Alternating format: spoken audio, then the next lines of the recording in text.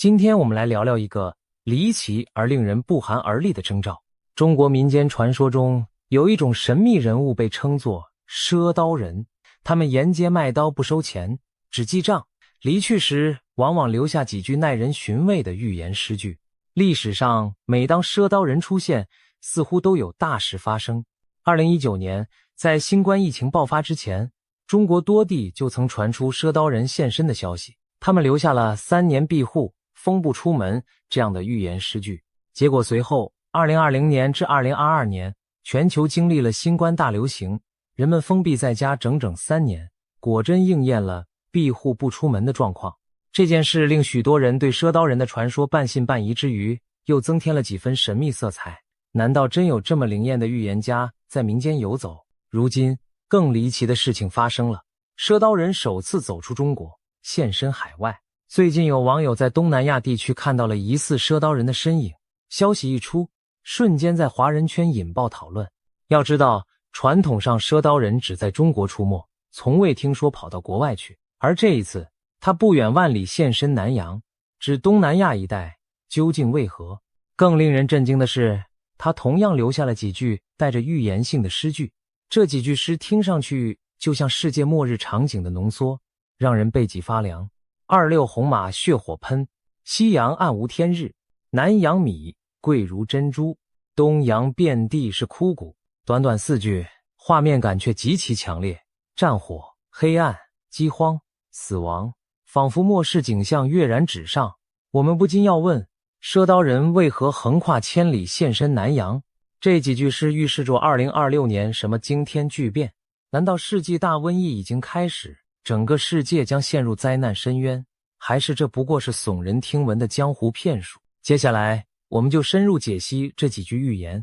结合当前现实中的种种征兆，试主拼出真相的图景。让我们首先看看第一句，26红马血火喷。其中26明显指的就是2026年，红马则令人联想到中国传统纪年中的丙午年，也就是俗称的火马年。在五行和生肖中，马对应午，红色代表火。2026年刚好是火马之年，被一些民俗称为红马年。更巧的是，在圣经启示录中，红马也是4骑士之一，象征战争与杀戮。诗句紧接着说血火喷，那画面宛如战火燃变，血雨喷溅，大规模的流血冲突在各地上演。许多解读者认为，红字不仅指火与鲜血，还暗示红色政权与共产集权。整句话可以理解为2026年，红色政权将挑起战端，战乱与伤亡将在全球各处喷发。换言之，预言在警告我们，战争阴云正在聚集。听起来惊悚，但环顾当今世界局势，这样的担忧并非空穴来风。回顾近年的国际态势，战争的火苗早已在多处燃起。欧洲有俄乌战争持续浇筑，血火未息，中东地缘冲突不断。2023年以色列和极端组织的战事引发全球关注，而亚洲太平洋地区更是风声鹤唳，南海争端，朝鲜半岛紧张，各种潜在冲突此起彼伏。尤其引人关注的是中国这个共产党执政的红色政权。近年来，台海局势随着台湾问题、美中博弈而日趋紧绷，中共在内政外交上压力剧增。有分析担心北京当局可能铤而走险，以武力犯台来转移国内矛盾。如果那一刻到来，台海一旦爆发战争，美国、日本等势必介入，亚太将瞬间陷入烈火战场，恐成为21世纪最大的战争引爆点。不止亚洲，全球各地的战争隐忧都在增加，核大国之间的角力、区域强权的扩张，都让2026年前后的世界变得尤其危险。红马挥刀，仿佛已闻马蹄阵阵。预言中的血火喷，令人联想到山河破碎、生灵涂炭的悲景。我们不禁要问，2026年真会爆发大规模战争吗？人类是否正走向新一轮浩劫？毕竟上世纪我们见过2次世界大战的凄风苦雨，难道新世纪的第3次浩劫会在眼前降临？细思极恐之余，我们回看预言诗句，发现第2句紧接着描绘了战乱阴影下的另一幅图景：西洋暗无天日。西洋通常指西方世界及欧美等地区，暗无天日则形容一片黑暗混乱，见不到天日，联系上下文。这一句似乎预示西方世界在2026年将陷入极度黑暗。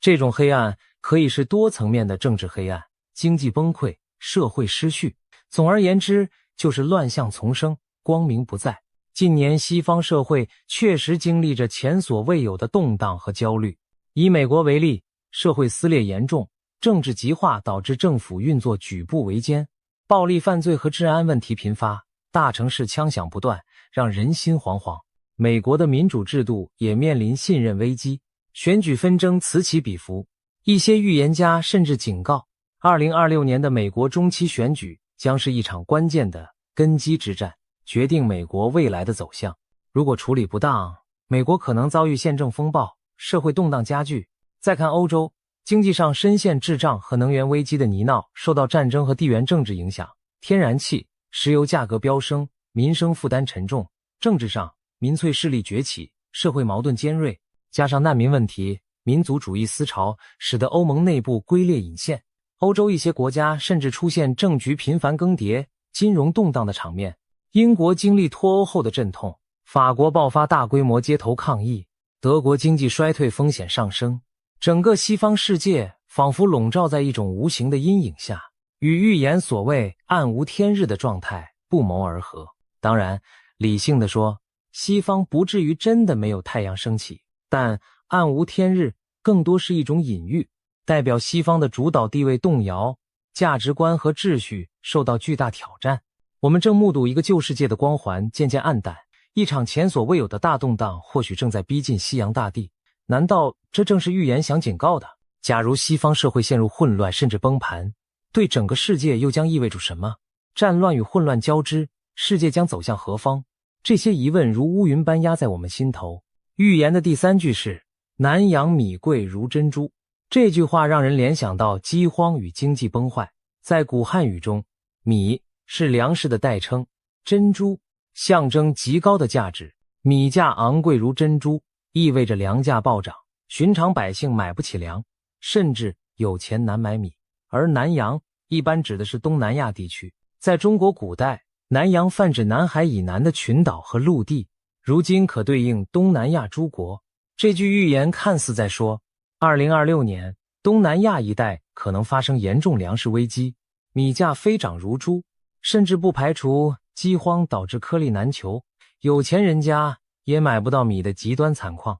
粮食危机并非危言耸听，我们只需回顾最近的新闻，全球气候变迁与极端天气正在影响农业生产。厄尔尼诺现象周期性来袭，造成东南亚部分地区干旱、高温，水稻产量受到打击。同时，一些传统粮食出口国出于自身利益开始限制粮食出口，例如印度在2023年曾禁止出口非巴斯马蒂大米，导致全球米价飙涨。邻近的东南亚和非洲国家市场上出现粮价飞升、供不应求的现象。想象一下，如果2026年世界局势更加险恶，战争干扰国际贸易，疫情影响劳动力和供应链，气候异常导致欠收，多重因素叠加，东南亚这些人口稠密而对进口粮依赖的国家将面临多么严峻的局面。米价如珍珠般昂贵并非夸张的隐喻，而是真实可能上演的人间惨剧。历史告诉我们，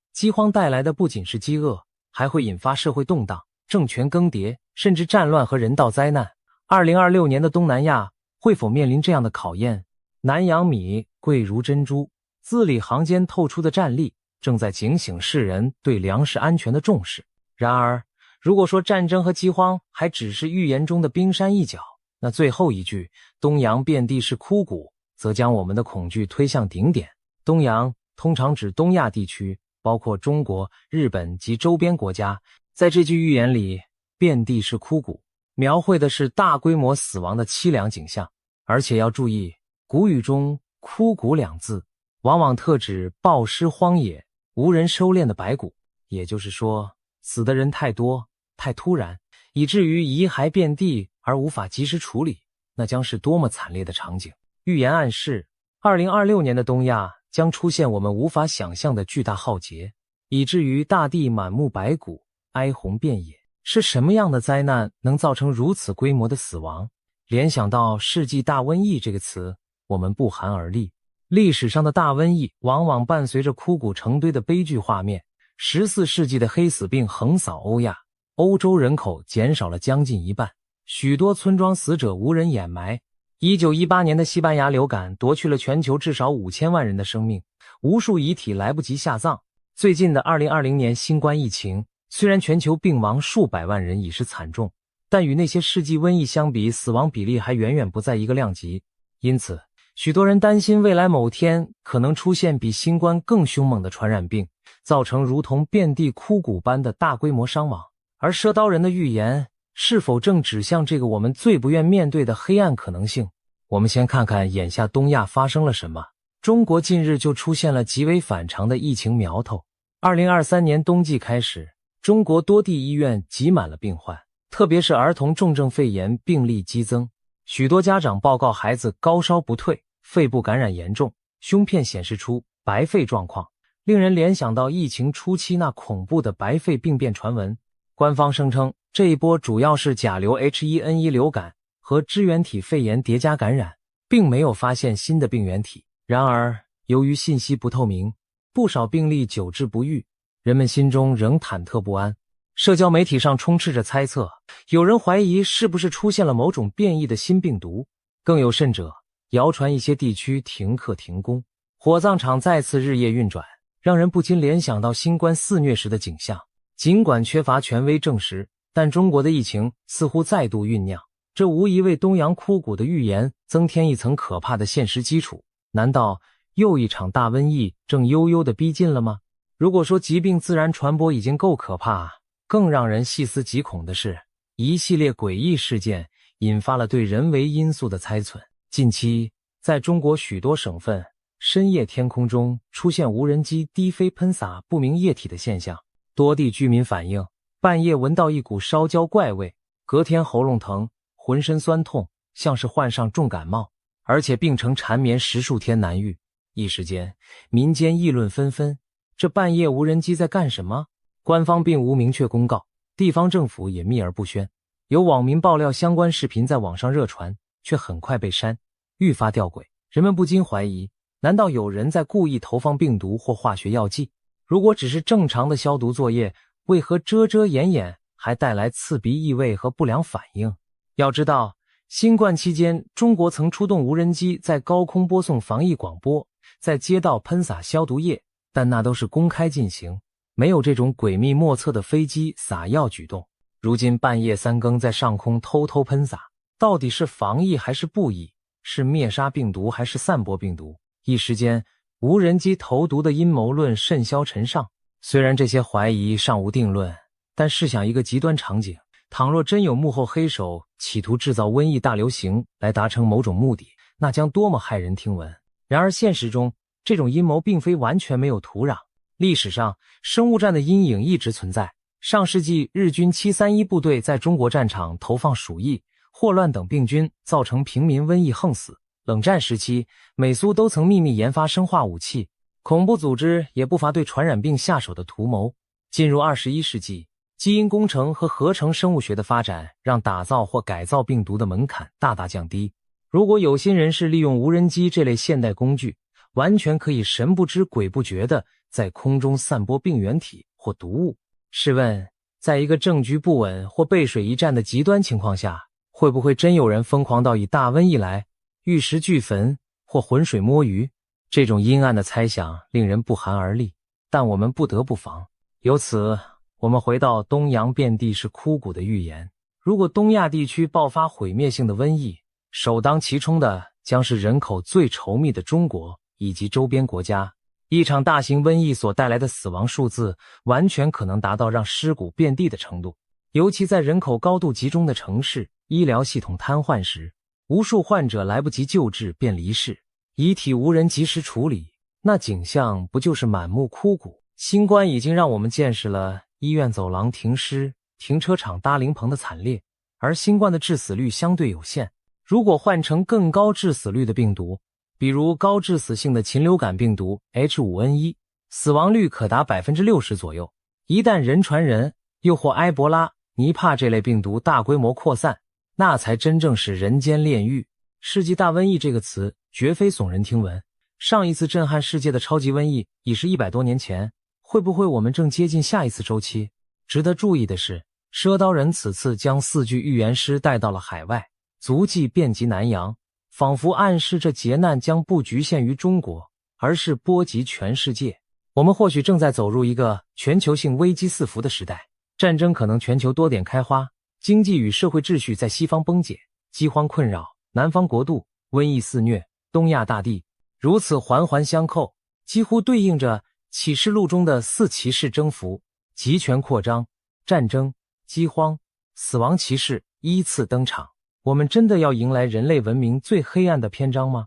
当我们被预言中描绘的黑暗前景所震撼时，也许有人会问，难道冥冥中真的有力量在警告世人吗？古往今来，世界各地都流传着各种预言与神秘启示，在重大灾难之前给出暗示。有意思的是，除了东方的赊刀人，西方世界近期也出现了疑似超自然的讯息。就在不久前，一位拉丁美洲的知名神秘主义者宣称，大天使拉斐尔向他传达了关于人类未来的警告。大天使拉斐尔在犹太教和基督教传统中被视为治愈之神使，是掌管医治、守护病患的天使。据称2025年初，拉斐尔透过一位虔诚的神秘家传达了一段讯息，内容令人不寒而栗。天使说，新的疾病将在全世界蔓延，人类将遭遇前所未见的黑暗。具体来看，讯息描述了一种将大大削弱呼吸系统的新瘟疫，连人的感官和皮肤也会受到侵害，患者眼睛剧痛发炎，皮肤溃烂，体内更深层的组织都会被摧毁。而在预言中，拉斐尔作为上天的信使，警告人类战争正在加剧，多国将陷入社会混乱和武装暴动，大地震动频仍，甚至来自太阳的剧烈耀斑都将威胁地球的安全。这幅场景几乎与赊刀人4具尸勾勒的画面遥相呼应，西方的天使预警与东方的民间预言不约而同都指向瘟疫、战争、动乱这些关键词，难道真是巧合吗？更值得深思的是，拉斐尔的讯息揭示了灾难背后的真相。他点明，人类今日所受的苦难，正是因为人类自身的傲慢与道德沦丧所引发的报应。他劝诫世人回转内心，寻求信仰与悔改，以免坠入永远的黑暗。拉斐尔的话仿佛在说，这一切灾劫是对人类长期背离善道的惩戒与警醒。人类挥霍自然，彼此仇恨，追逐权力与私欲，最终酿成战争与瘟疫的苦果。如果不悔改，人类将被自己的罪孽所吞噬。听到这里，也许有人会质疑，天使传讯听起来太虚幻了吧？但纵观古今，人类社会在巨大转折关头，往往确有各种预兆与先知的出现。诺查丹马斯这位法国预言家，早在16世纪就以4行诗的形式写下许多影射后世的大事，其中有解读认为，他预见了东方巨龙崛起、世界大战以及瘟疫横行的景象。88万家，俗称龙婆等传说中的先知也曾语出惊人，提到本世纪20年代前后，世界将经历巨大动荡与灾难。甚至我们华人传统的推背图等预言书也疑似暗藏对当今乱局的讽谏。有趣的是，东西方这些预言虽表达方式各异，主题却惊人的相似，皆指向人类将面对一场前所未有的劫难与考验。但在劫难之后，人类或将有新的精神觉醒与希望重生。也就是说，预言并非单纯为了恐吓，而更像是给迷途中的人类指明一线生机的警钟。大天使拉斐尔在讯息最后就带来了希望，他强调，只要坚守善良与信仰之灯，哪怕经过黑暗试炼，终将迎来光明。他说，我以疗愈之油涂抹你们，使你们身心康健，仿佛在暗示，无论瘟疫多可怕，人们只要团结互助，重拾道德和信仰，就能获得某种庇佑，至少保全心灵的平安。而赊刀人的出现，或许本身就是对世人的一次提醒，历史的齿轮正在转动非常规则的节奏，危机近在眼前，但上天有好生之德，总会以某种方式提前点醒有缘人。在所有令人不安的征兆中，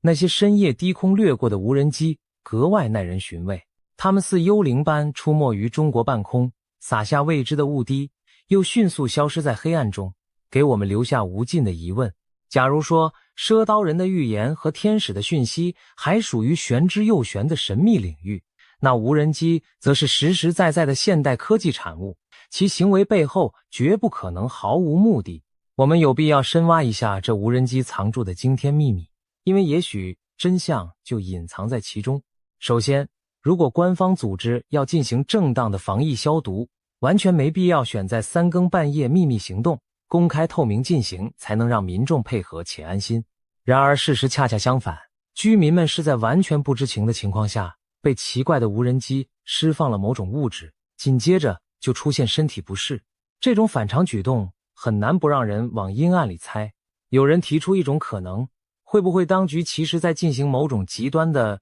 群体免疫实验或秘密接种，也就是说，故意散播一种减毒版的病原体或某种诱导免疫反应的化学剂，让大家轻度感染，从而获得免疫，以防未来爆发更致命的病毒。听起来匪夷所思，但从理论上讲，有些军事或科学狂人确实可能这么想。然而，这样的预防性投毒风险极高，稍有差池就会引火烧身，让实验失控，变成真正的瘟疫。如果真有人敢这么做，那未免对生命抱持一种冷血赌徒的心态。另一种更恶毒的阴谋论是，当局需要一场大疫来达到某些政治、经济目的。这究竟是什么概念呢？我们不妨大胆假设，比如说，一个政权内外交困，经济行将崩溃，民怨沸腾，传统的手段无法维系统治时，会不会铤而走险，制造一次大规模危机来实现维稳或转嫁矛盾？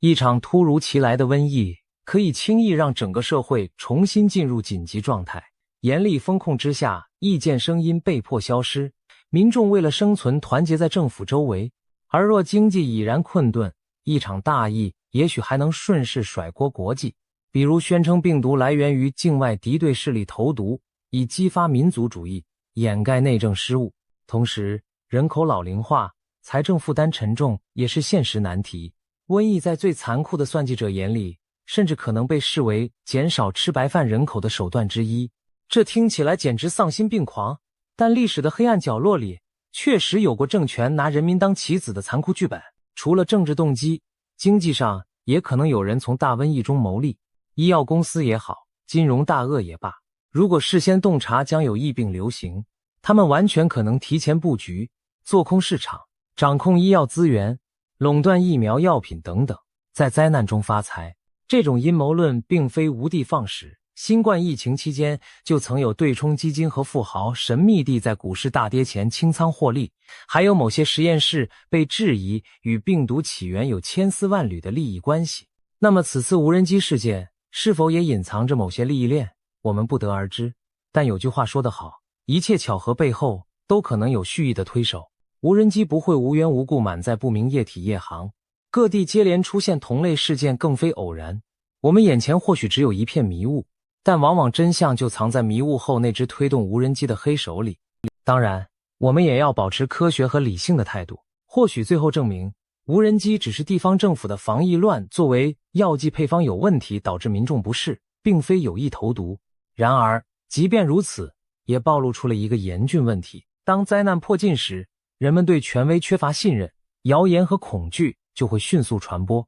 赊刀人的预言也好，无人机阴谋论也罢，其实都反映了大众内心对未来的不安全感与不信任感。正如大天使拉斐尔所说，人类陷入黑暗不仅仅是疾病和战争本身，更有精神上的恐慌与迷失。如果我们任由恐惧蔓延而不去寻找真相，不做任何准备，那当真正的危机降临时，只会更加措手不及。因此，无人机之谜带给我们的一大启示是：保持警惕，但不恐慌；追问真相，但不盲从。我们需要科技专家去调查天空中的怪异现象，也需要公众压力促使当局给出交代。同时，我们每个人也该反思，假如明天真有大疫降临，我们自己准备好了吗？我们的家庭、社区有应急计划吗？我们的内心能否保持理智和善良？毕竟，比瘟疫更可怕的是人性的崩溃与绝望。从赊刀人诡秘的4句诗到深夜无人机的诡谲航迹，从西方天使的警示到眼前纷繁动荡的时局，我们仿佛感受到了命运钟声在2026年急促的鸣响。战争、瘟疫、饥荒、混乱，每一样都足以让历史改写，而现在他们却似乎一起朝我们逼近。人类仿佛行走在一条漆黑的隧道里，前方隐约传来隆隆雷声，不知是黎明前的雷鸣，还是深渊裂开的声响。然而历史的经验告诉我们，预言的出现从来不是为了让我们坐以待毙，而是为了让我们有所准备，有所作为。就像海啸来临前大海会突然退潮，敏锐的人会把这当成信号，即刻远离海岸。现在各种退潮征兆已经浮现，提醒我们未来可能有惊涛骇浪。我们是否要做那茫然的看客，等巨浪拍来才惊呼后悔，还是愿意提前筑起保护家园与心灵的防波堤？2026年注定是不平凡的一年，也许挑战与机遇并存。在最坏的图景中，人类可能经历苦难的洗礼，但在最好的图景中，我们或许能因此唤醒久违的团结与善念，跨越这场文明的生死劫。就像拉斐尔天使带来的信息，黑暗是为了促使人们重寻光明。道路艰险，但并非毫无出路。预言点亮了一盏危险信号灯，也是希望我们亲手点亮心中的那盏明灯。当然，预言毕竟是预言，未来依然有无数可能。我们无需陷入宿命论的恐惧，正相反，我们应该将这些警示转化为行动的动力。居安思危，未雨绸缪，比事后诸葛要有意义得多。对个人而言，或许我们该关注健康，储备一些应急物资，提高自救能力；对社会而言，应该督促完善公共卫生体系，加强国际合作，以防范战争与疫情的扩散。对整个人类来说，更需要反思我们的生活方式和价值观，是不是该减少贪婪和对立，增进彼此的理解与慈悲。最后，我想说，人类历经无数次灾难，总能绝处逢生。走到今天，我们的祖先穿越过黑死病的阴影，2次世界大战的炮火，也挺过了新冠的考验。每一次巨难之后，人类社会都学到了新的东西，文明之火没有熄灭，反而更旺。或许2026真的会是一个关键的转折点，危险与希望并存，就看我们如何选择。预言已经摆在这里，号角已经吹响，黑天鹅的影子在天际若隐若现。我们唯有做好最充分的准备，才能在命运来临时处变不惊，化危为机。2026，你真的准备好了吗？尽管未来扑朔迷离，这个问题每个人都需要认真的回答。在恐惧中坐以待毙，不如在希望中积极备战。让我们既直面最坏的预测，也怀抱最好的期许。倘若我们准备充分，内心坚定，哪怕预言中的灾难真的降临，我们也能够携手度过长夜，迎来新的黎明。记住，黑暗之后一定会有光明，只要人心不灭，未来就在我们手中。2026年正在揭开帷幕，故事将如何展开，让我们拭目以待，同时也积极地书写属于自己的篇章。英国灵媒帕克最近预言中共政权即将解体，而台湾将继续维持独立地位。更令人瞠目的是，帕克提出了7大预言，不仅涉及中国的未来走向，还点明了中共领导人习近平。本期节目，我们将深入探讨帕克的这7项惊人预言，带大家看看其中的细节和背景。帕克是谁呢？他可不是泛泛之辈。这位英国预言家过去曾准确预测英国脱欧公投结果和美国川普当选总统等大事，在国际预言界小有名气。他自称具有通灵能力，能从所谓指导灵那里获取未来资讯。尽管他的某些预测也曾备受争议，但随着近年一系列事件的发展，他的言论再度引起关注。尤其是关于中国的最新预言，更让不少人眼前一亮，甚至有人称这是好消息，因为它预示着集权统治黑暗将结束的曙光。帕克最新发表的7大预言中，首当其冲的就是中共即将解体。他形容中共政权的崩溃将会是冰川式瓦解。什么是冰川式瓦解呢？大家可以想象高耸巨大的冰川在阳光下裂开的景象，一开始也许缓慢无声，内部却布满裂缝，最终会轰然倒塌。帕克暗示中共的倒台不会像闪电般瞬间发生，而是经历一段逐渐加速、不可逆转的崩解过程。他预测这一过程已经开始，并且会在未来1-2年内进入临界点。最近这几年，中国内部种种迹象似乎也印证了他的看法：经济下行、房地产暴雷、地方债务危机、年轻人大规模失业、人口负增长等等，就像一道道裂缝正在龟裂扩大。帕克认为，2025年底到2026年初，中国经济和社会压力可能迎来临界爆发，届时地方政府财务破产、大规模银行挤兑、民生困苦引发的抗议浪潮都可能此起彼伏。他强调，这将引发中共统治根基的松动。冰川式意味着看似稳固的集权大厦其实已千疮百孔，只待最后时刻土崩瓦解。回顾历史，苏联的垮台也经历过经济困局和改革僵局的多年累积，中共如今遇到的内忧外患何其相似，一旦崩溃启动，就没有回头路。中共政权行将就木只是时间问题。那么什么时候会彻底瓦解呢？帕克没有给一个精确的日期，但透露了一个关键时间范围。他感应到这几年正是关键窗口期。有趣的是，帕克曾在5月份的一次谈话中提到，2026年是人类神性觉醒的最后窗口期。这样的说法仿佛暗示着2026年对中国和全世界都是命运转折之年。种种线索让人不禁联想，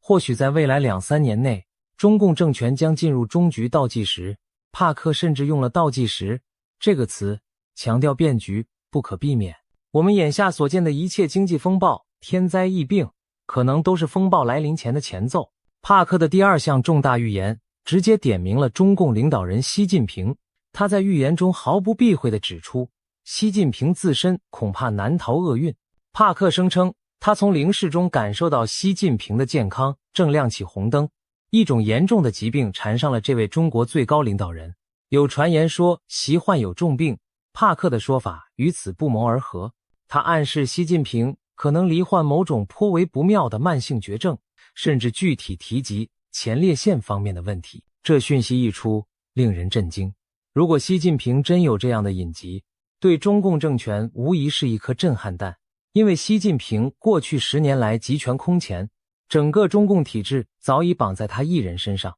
一旦这根支柱倒下，中共大厦的倒塌将更快更猛。帕克预言习近平撑不到2年，换句话说，2026年前后，习近平可能就会因病或者其他内外部压力而下台，失去对中国的掌控。如果真是如此，那将极大加速中共的灭亡进程。想想看，一个政权的掌舵人突然退出历史舞台，权力真空将引发何等动荡。帕克进一步预见，中共内部的权斗会因此白热化，各派势力争相角逐。在这过程中，共产党自身会被撕裂瓦解，甚至不排除出现政变或军中变故的可能。最近一段时间，北京政坛频频传出异动传闻，就连火箭军高层也经历大清洗。这些都被一些分析人士视为习近平权威削弱的迹象。帕克的预言无疑为这些猜测提供了更惊心动魄的注脚。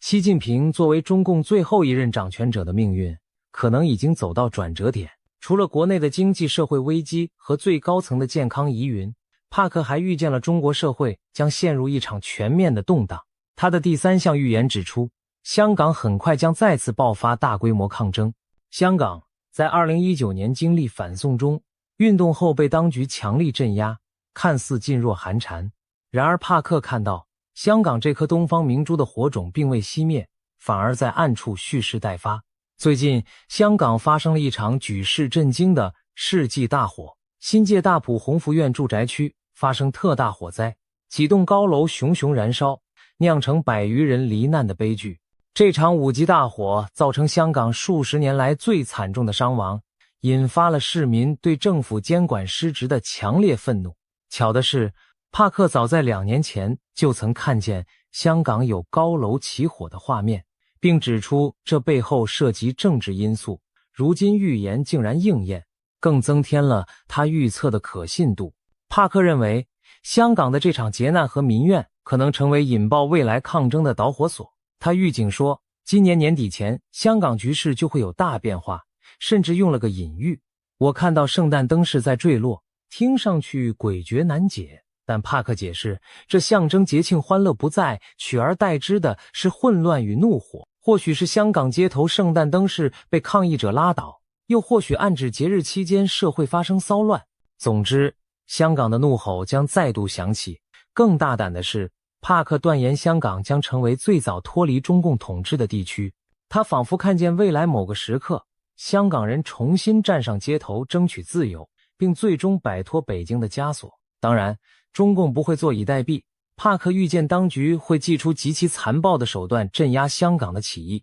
但这种血腥打压只会招致更强烈的国际谴责和中国内部反弹，等于在全球聚光灯下自我揭露其残暴本性。历史告诉我们，一个政权到了靠高压维系统治的地步，它的末日也就不远了。帕克的香港预言正与此相呼应，香港将在黑暗中燃起希望之火，照亮中共统治走向终结的前路。帕克的第4项预言，对所有关注台海局势的人而言，绝对是重大利好消息。他明确预言，台湾未来依然会是独立的，中共武力犯台的图谋将以失败告终。这番话无疑让近年来笼罩在战争阴影下的台湾人民看到了希望。我们知道，北京当局长期以来扬言不惜动用武力来实现对台湾的所谓统一，尤其习近平上台后，更是不断强调两岸统一不能一代一代拖下去。2022年，俄罗斯入侵乌克兰后，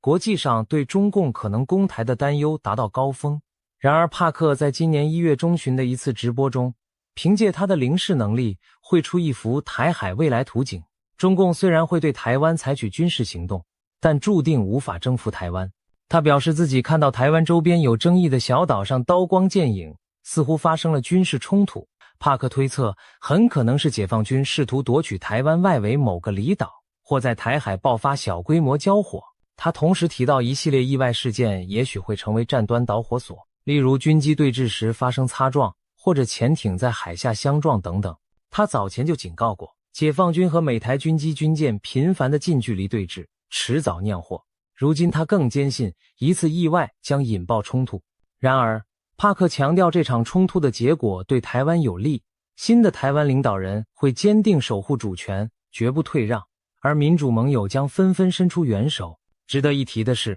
，2024年台湾将迎来新任总统，正如新闻所报道，赖清德在总统大选中胜出，预计于明年520就职。北京对赖清德素有成见，视他为台独顽固分子，这是否会促使中共铤而走险？帕克看来，赖清德上任后，北京的挑衅可能更甚，但台湾方面也早有准备。帕克在预言中描述，新的台湾领导人非常强硬，不仅寸土不让，还会加速与国际伙伴的军事合作。他特别提到日本和澳大利亚两国。帕克说，他看到日本将在技术上大力支援台湾，尤其是在防空反导方面，把某些先进防御技术与台湾共享。这种合作可能不会明着说是军事同盟，但实质上，台湾的防御能力将得到飞跃提升。他还预见，澳大利亚也不会袖手旁观澳洲的军舰，届时将现身台海周边海域提供支援。这番预言相当具体生动，仿佛未来的某一天，美日澳台联手的画面已经浮现在他眼前。回头想想，澳洲近年来对台海安全的关切确实与日俱增。澳洲战略界有人早就敲响警钟，认为战争可能比想象中更近，呼吁提升3年内开战的应对能力。澳洲也与美英组建了奥克斯联盟，准备打造核潜舰。同时，日本也通过了新安保战略，明确表示台湾有事即日本有事。民主国家空前团结的趋势，正好印证了帕克的预言。可以说，他的预测并非天马行空，而是捏合了现实中正在形成的脉络。结果是，中共若妄动武力，将面临区域联盟的合围反击。帕克斩钉截铁地表示，他看不到台湾被征服的未来。相反，种种迹象显示，台湾最终将越发强大自立，在国际上获得实质更高的地位。而一场冒险且失败的对台战争，将重创中共政权的威信和军力，甚至可能成为压垮北京当局的最后一根稻草。正如40多年前阿根廷军政府因马岛战败而倒台，苏联也因阿富汗战争泥潭加速解体。历史一再昭示，穷兵黩武的独裁者往往死于战争狂梦。帕克让我们看到，中共也难逃这个宿命。接下来，我们关注帕克预言的第5个要点：中共垮台后的中国将陷入军阀割据的局面。对中国历史稍有了解的人，一定对军阀混战这段时期不陌生。上个世纪1912年清朝灭亡后，中国出现了群雄割据、诸侯混战的乱局，直到国民政府北伐统一才告一段落。而帕克的预言显示，100年之后，中国大地可能再次重演类似的一幕。他预见在中共中央权力真空出现后，全国将四分五裂，各地区由不同实力派控制，各自为政。用中国话说，就是天下大乱。这似乎与我们传统印象中当代中国高度中央集权的样子相去甚远。但让我们设想一下，如果哪天中共中央无法有效行使权威，地方会是什么情形？其实近年来，地方势力和中央离心的苗头不断增长。经济好的省份怨中央财政汲取太多，经济差的省份则自顾不暇。甚至有消息传出，在中南海权力斗争白热化之际，各军区的将领并非铁板一块，有些人对最高领导并不完全买账。如果习近平突然退出政治舞台，不排除某些握有兵权的高官拥兵自重，割地称雄。帕克提到，中国会出现军阀割据的局面，无疑是这种可能性的写照。一些沿海富庶地区也许会趁机追求更大自治，甚至有人猜测广东、上海这些地方本就对中央某些政策阳奉阴违。边疆民族地区如新疆、西藏则可能爆发强烈的独立倾向。帕克特别提及香港是率先独立出来的地区，那么不难联想，其后或许会有更多第二个香港出现，例如西藏人在国际支持下宣布自治，或新疆发生大规模抗争，要求摆脱北京控制等等。还可能有部分解放军将领各据一方，形成新的军阀。例如东南沿海的战区司令如果拒绝服从残余中央的命令，自主把守一方，那就是新军阀的雏形。这些情景听起来惊心动魄，却不是不可能发生。中共政权一旦土崩瓦解，14亿人口的大国难免经历一段混乱震荡期。帕克的预言正是要让世人提前看到这个场景。没有中共的中国，短期内可能四分五裂，但我们也要看到，这未必是坏事的结局。混乱之后，中国或将迎来重组与新生，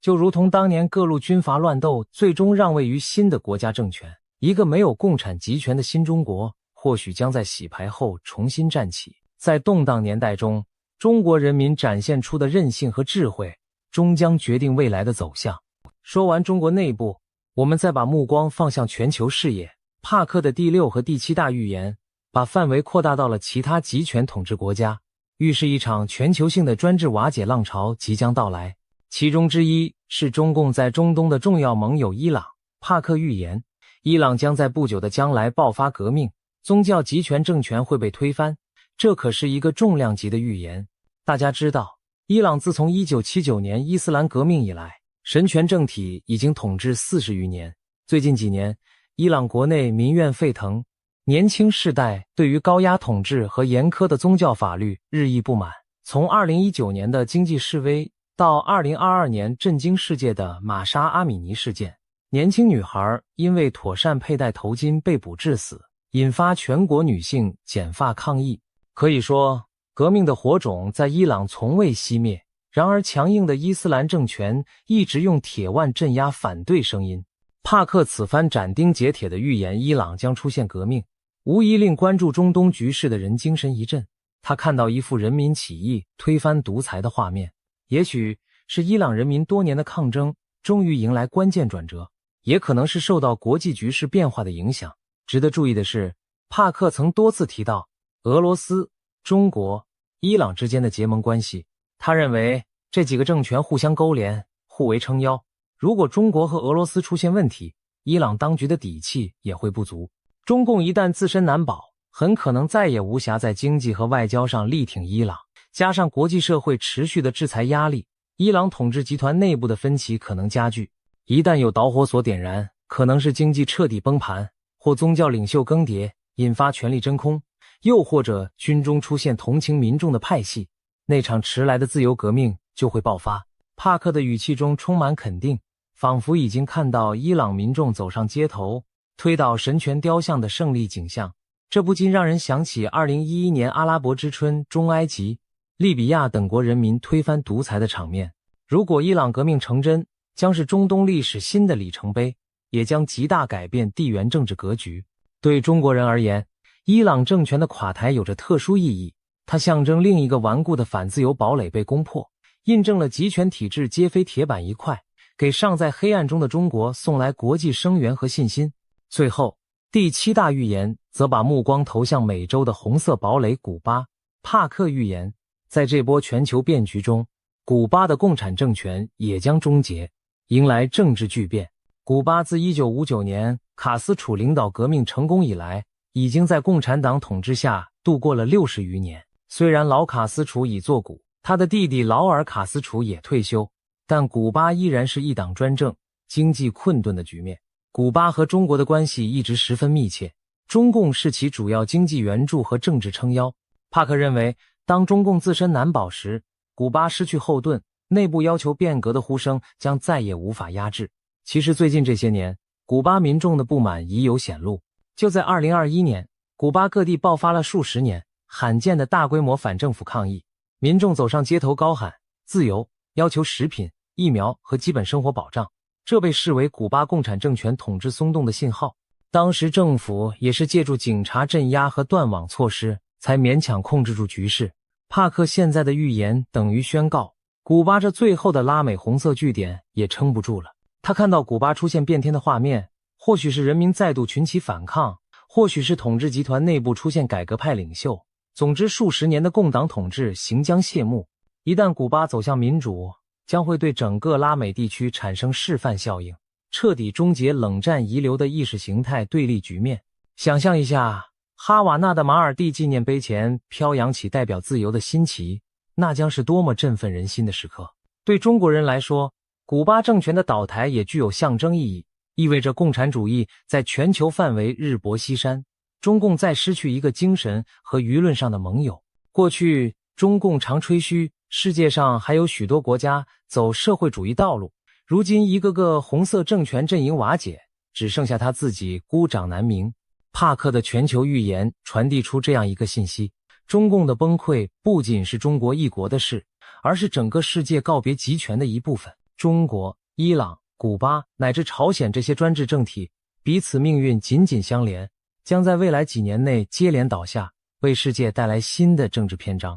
谈到这里，我们不妨纵观全局，把帕克的7大预言串联起来，可以发现一个耐人寻味的脉络：一场全球性的解体骨牌即将倒下。中国作为最大的共产集权，其崩解将牵动周边和盟友政权的瓦解。反过来，当其他集权纷纷垮台时，又会反作用刺激中共更快灭亡。帕克预言的画卷中，仿佛正上演一次21世纪版的世界大解放。东亚的红色帝国土崩瓦解，中东的神权高墙倒塌，拉美的赤色旗帜降下。而在这巨变的浪潮中，有几个名字注定载入史册：香港再度高举反抗的大旗，台湾屹立不倒的自由灯塔，还有那千千万万勇敢站出来的普通人。帕克的预言之所以令人振奋，不仅在于他描绘了独裁者的结局，更因为他强调了人民的作用。无论是香港人的抗争，伊朗女性摘下头巾的勇气，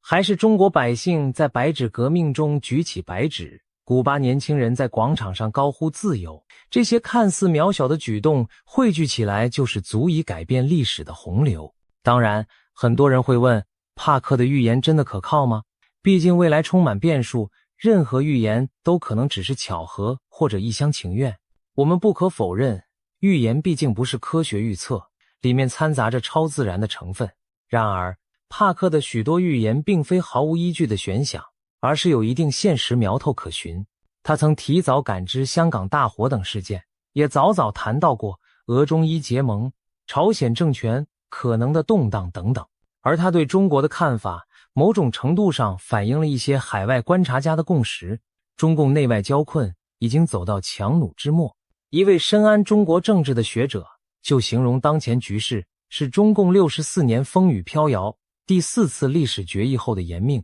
已难持久。再加上疫情3年重创经济，清零失策激起民怨，国际围堵加深孤立，中共实在处在一个极其危险的关头。帕克只是用他预言家的语言，把这种危局描绘成具体的场景。习近平可能因病垮台，地方出现军阀势力，人民起义此起彼伏。这些场景不是毫无逻辑，而是发生过在中国历史甚至世界各国的剧本。秦始皇焚书坑儒后不久，农民起义灭秦；苏联勃列日涅夫时期僵化之后迎来解体；罗马尼亚齐奥塞斯库在民众抗议声中倒台。无数例子告诉我们，集权没有长久的未来。因此，帕克的预言虽透着神秘色彩，但其核心信息却和历史规律不谋而合。专制暴政必定灭亡，自由光明终将胜利。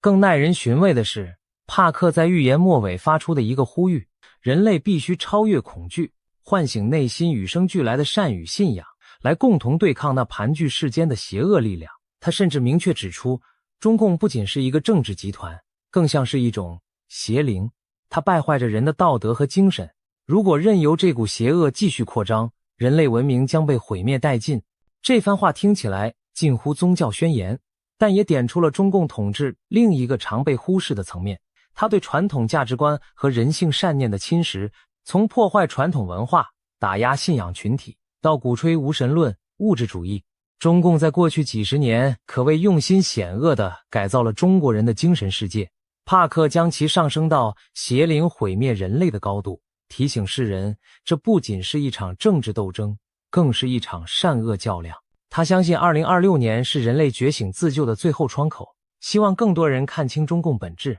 不要被恐惧蒙蔽，勇敢站在历史正义的一边。结语时刻，我们不妨再回首帕克的整套预言：中共的末日倒计时，习近平的荣枯难料，香港的烈火重生，台湾的坚毅不屈，中国的动荡新生，伊朗的自由之春，古巴的红旗落地，每一条都扣人心弦。有人或许会心存怀疑，但也有人早已在心中暗暗期待这一天的到来。预言终究不是现实，但现实往往会创造出超越想象的剧本。正如30多年前，谁能料到柏林围墙在一夜之间倒塌，苏联帝国不战而亡？当时那些勇敢走上街头的人民，何尝不是凭借着对未来的信念在行动？今天，帕克的预言给了我们一幅可能的蓝图，一个没有中共的未来正在逼近。也许在不远的将来，当我们回顾这段历史时，会发现他的许多洞见竟如此贴近现实。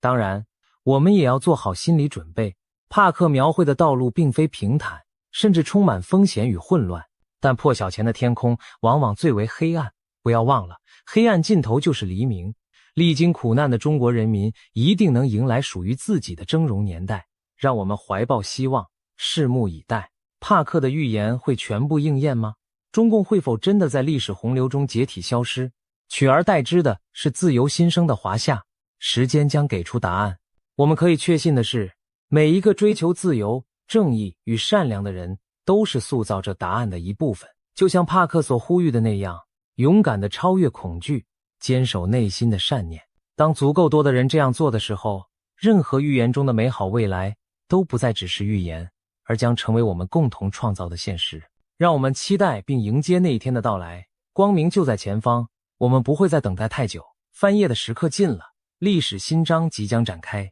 今天的节目就到这里，感谢各位的收看，我们下次再见。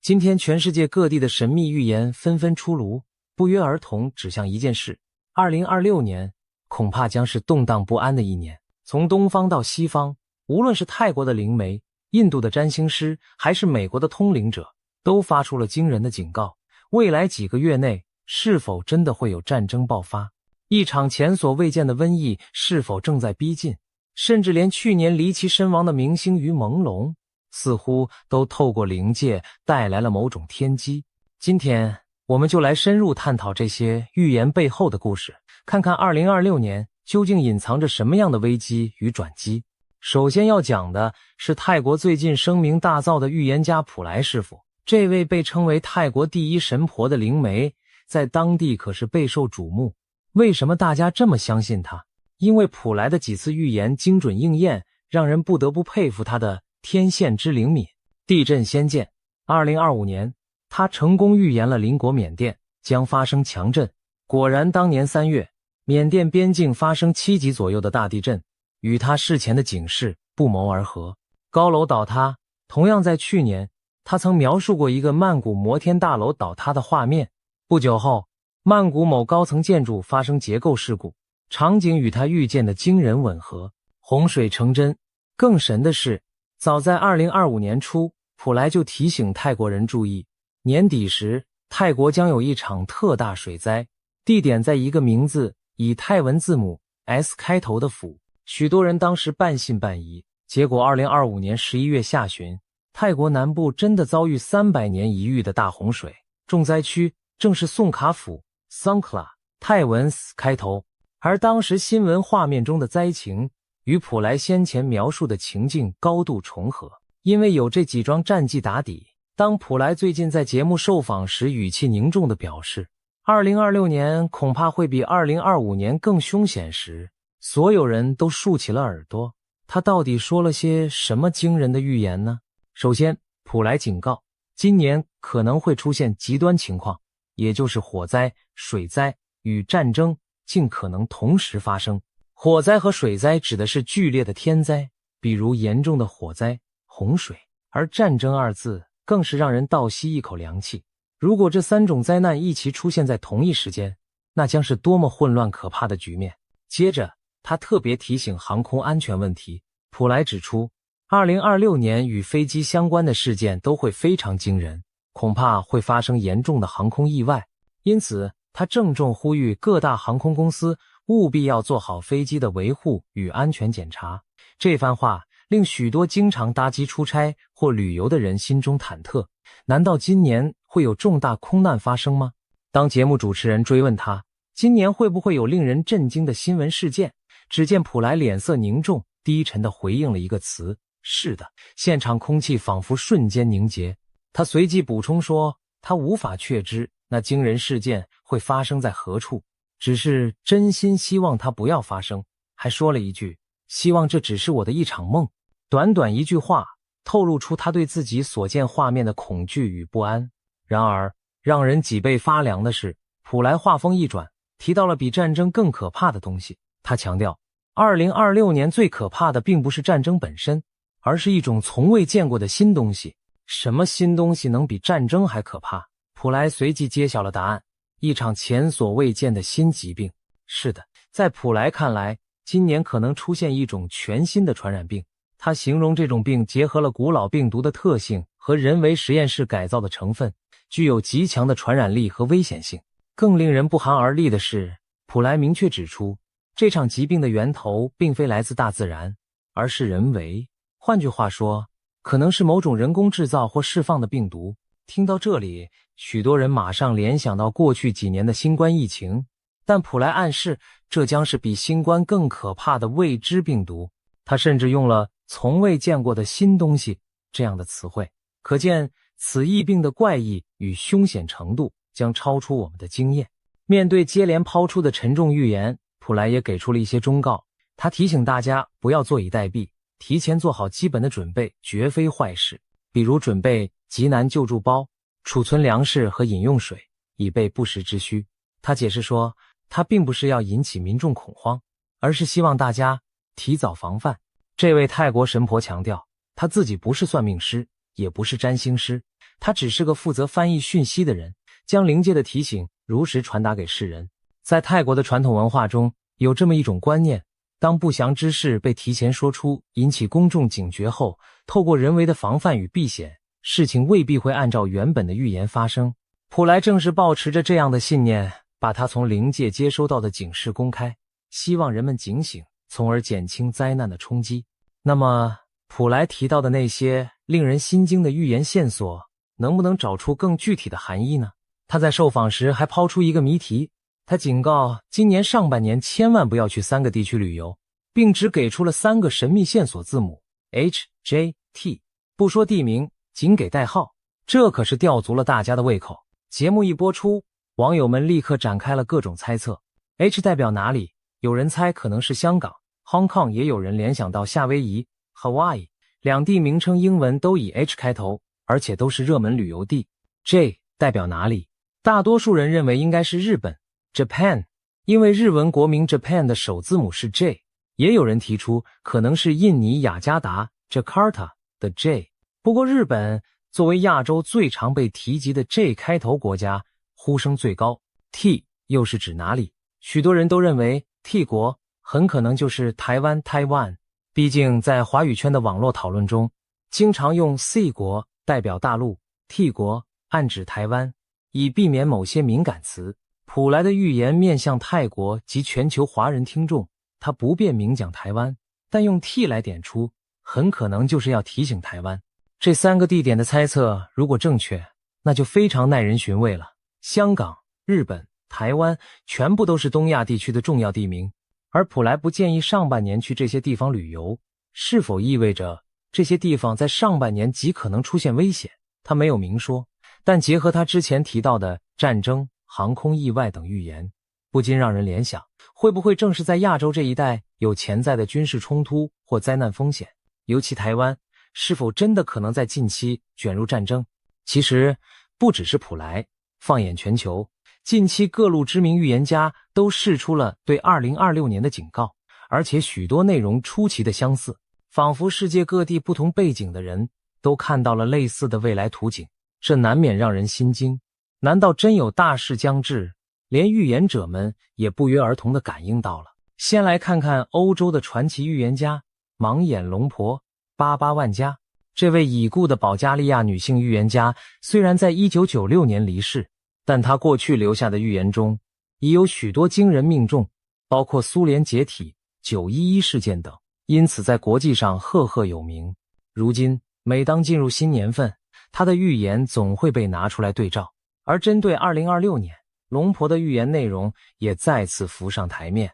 天灾方面，巴巴万加预见2026年会发生多起毁灭性的自然灾害。他提到可能会有龙卷风、海啸或地震等极端天气事件，而且最可怕的是，这些灾难可能同时出现，甚至产生地震加火山爆发的连锁效应。这种毁灭性组合再加上其他极端气候影响，将对全球约 8% 的地区造成严重冲击。 8% 听起来好像不多，但换算一下，地球陆地的 8% 相当于整个欧洲的面积，可见灾情范围之广。世界局势方面，龙婆预言2026年将迎来非常混乱的局面，其中最令人忧心的是，他提到第3次世界大战的可能。他预警一场涉及多个世界强权的大规模战争将于2026年爆发，战火可能蔓延至多个大陆，全球政治局势将因此严重不稳，紧张升高。换言之，他看到了世界大战级别的冲突隐患。具体地缘细节，有传言指出，巴巴万加曾说大陆将接管台湾，而俄罗斯与美国之间将出现直接对抗。这听起来是不是很耳熟？没错，这几乎就是台海冲突引发中美俄卷入的格局。如果中国大陆真的动手，武力犯台，台湾被接管，那美国势必要有所行动。俄罗斯作为中国的战略伙伴也可能掺和，一来一往，正是一幅大战爆发的场景。经济方面，龙婆还预言了新的全球经济危机。他提到2026年可能出现第3次全球性的金融危机，至少是一场重大经济衰退。这可能包括股市崩盘、恶性通货膨胀，甚至货币体系的瓦解。在战争阴影下，经济剧烈动荡并不奇怪。如果战争与经济危机双重爆发，那真是对人类承受力的巨大考验，意想不到的事件。此外，巴巴万加居然还提到人类将在2026年与外星智慧生命有首次接触。他相信2026年11月会有一艘巨大的太空船进入地球大气层，人类可能因此与未知文明取得联系。这预言听起来颇为科幻，不过也侧面反映出他眼中的2026简直是灾难与歧视并陈，连外星人都可能登场的多事之秋。龙婆的预言已经很惊悚，但巧合的是，其他预言家给出的讯息和他的某些预测不谋而合。比如法国的著名预言诗人诺查丹马斯，有研究他的学者指出，在对应2026年的诺查丹马斯诗篇中，也隐约描绘出七方势力刀兵相见的画面，世界将有多个阵营陷入残酷厮杀，其中甚至可能包括台湾所处的地缘。因此，有人解读诺查丹马斯的预言为台湾将被卷入一场致命战争，多国角力。虽然这些解读带有主观成分，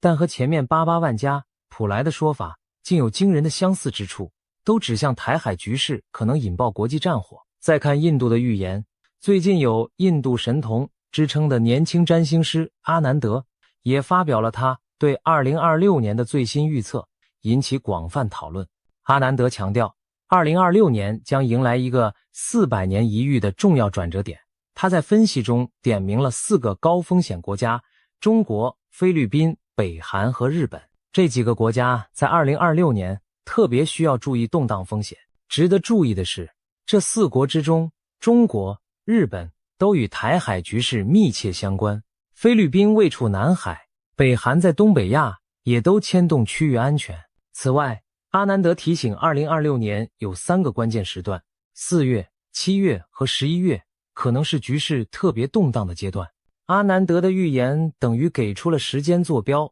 上半年末4月，下半年中7月，下半年末11月。这与普莱的提醒和其他预言家的暗示隐隐形成某种呼应。普莱说上半年要小心，阿南德特别提到4月，而稍后我们将谈到的美国预言则甚至瞄准了一个更精确的时间点。总之，在这些不同文化的预言中，2026年都被描绘成一个暗潮汹涌、危机四伏的年份。无论是天灾还是人祸，大家都在敲响警钟。聊完了东半球的预言，我们再把目光转向西方。美国这边也有一位颇具话题性的通灵预言者，他的预见更直接涉及战争与瘟疫的细节。我们说的是美国弗吉尼亚州的退休警官马蒂·布里登 Marty Breeden。 马蒂的故事很传奇，他原本是一名普通警官，据称在一次濒死经历 NDE 之后，突然开启了某种异于常人的感知能力，开始接收到未来图景。虽然很多人对此将信将疑，但马蒂过去分享的一些意象有相当程度的应验，因此他在预言圈小有名气。而这一次，马蒂所看到的未来画面更加具体惊人。他声称自己清楚地看到了瘟疫爆发的时间点，也就是说，他不仅感知到会有大规模疫情，甚至知道大概会在何时降临。这点和普莱的预言形成有趣对比。普莱知道会有 X 疾病来袭，但没透露时间，而马蒂似乎把时间给补上了。马蒂到底预见了什么时间呢？根据一些转述，他提到2026年将出现一个最危险的月份。虽然他在公开场合没有明讲是哪一月，但不少分析者推测，很可能就是今年春季某个时候。有人猜测是3月或4月左右，因为那往往是流感等疫情最容易蔓延变异的时节。而巧的是，这也落在前面阿南德提示的4月关键时段附近。如果真是如此，那么今年春天我们可能特别需要提防重大疫病的爆发。当然，马蒂的预言还不止如此，他过去在社交媒体上也曾提及一些战争与冲突的意象。有消息指出，马蒂曾暗示美国本土未来可能遭遇战争威胁，甚至本土攻击，而且全球局势会在短时间内迅速恶化。这些话没有得到官方证实，但在预言爱好者圈子里流传，引起不少讨论。如果把普莱、88万加、阿南德、马蒂这几位东西方预言家的讯息拼合起来，我们会发现一个可怕的图景。2026年前半段，世界面临着台海战端一触即发，瘟疫同步酝酿爆发的险境。战争与瘟疫这2大灾厄若同时降临，人类社会将承受前所未有的压力和混乱。而现在就有迹象显示，这一切并非空穴来风。最直接的迹象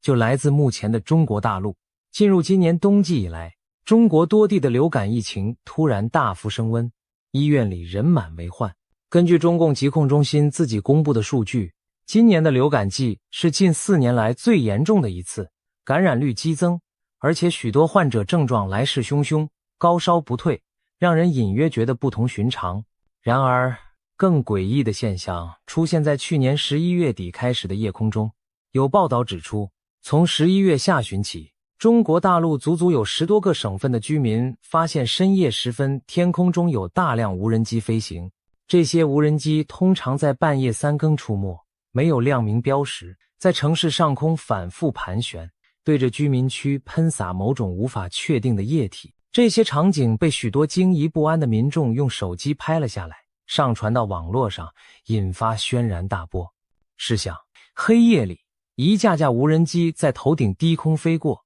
发出嗡嗡声音，然后洒下一阵阵雾状液滴，这是何等令人毛骨悚然的光景。官方没有对此做任何公告说明，因此民间流传着各种猜测。有人说，这可能是地方政府在偷偷进行防疫消毒作业，因为当时流感在各地爆发，他们或许用无人机空中喷洒消毒水或者杀菌剂，希望深夜作业不影响白天秩序。但也有人提出质疑，如果是正当的防疫消毒，为何不提前通知市民？而且中国从未大规模用无人机半夜全程消毒过，这种做法前所未闻。更让人不安的是，许多经历过无人机消毒的居民反映，在无人机喷洒之后，空气中残留一种奇怪的烧焦味，随后不少人出现了头痛、发烧、恶心等身体不适症状，而且这些症状持续了10多天，仍未痊愈，比一般流感还缠人。这些反常情况让大家不得不怀疑，那些深夜无人机到底在撒什么？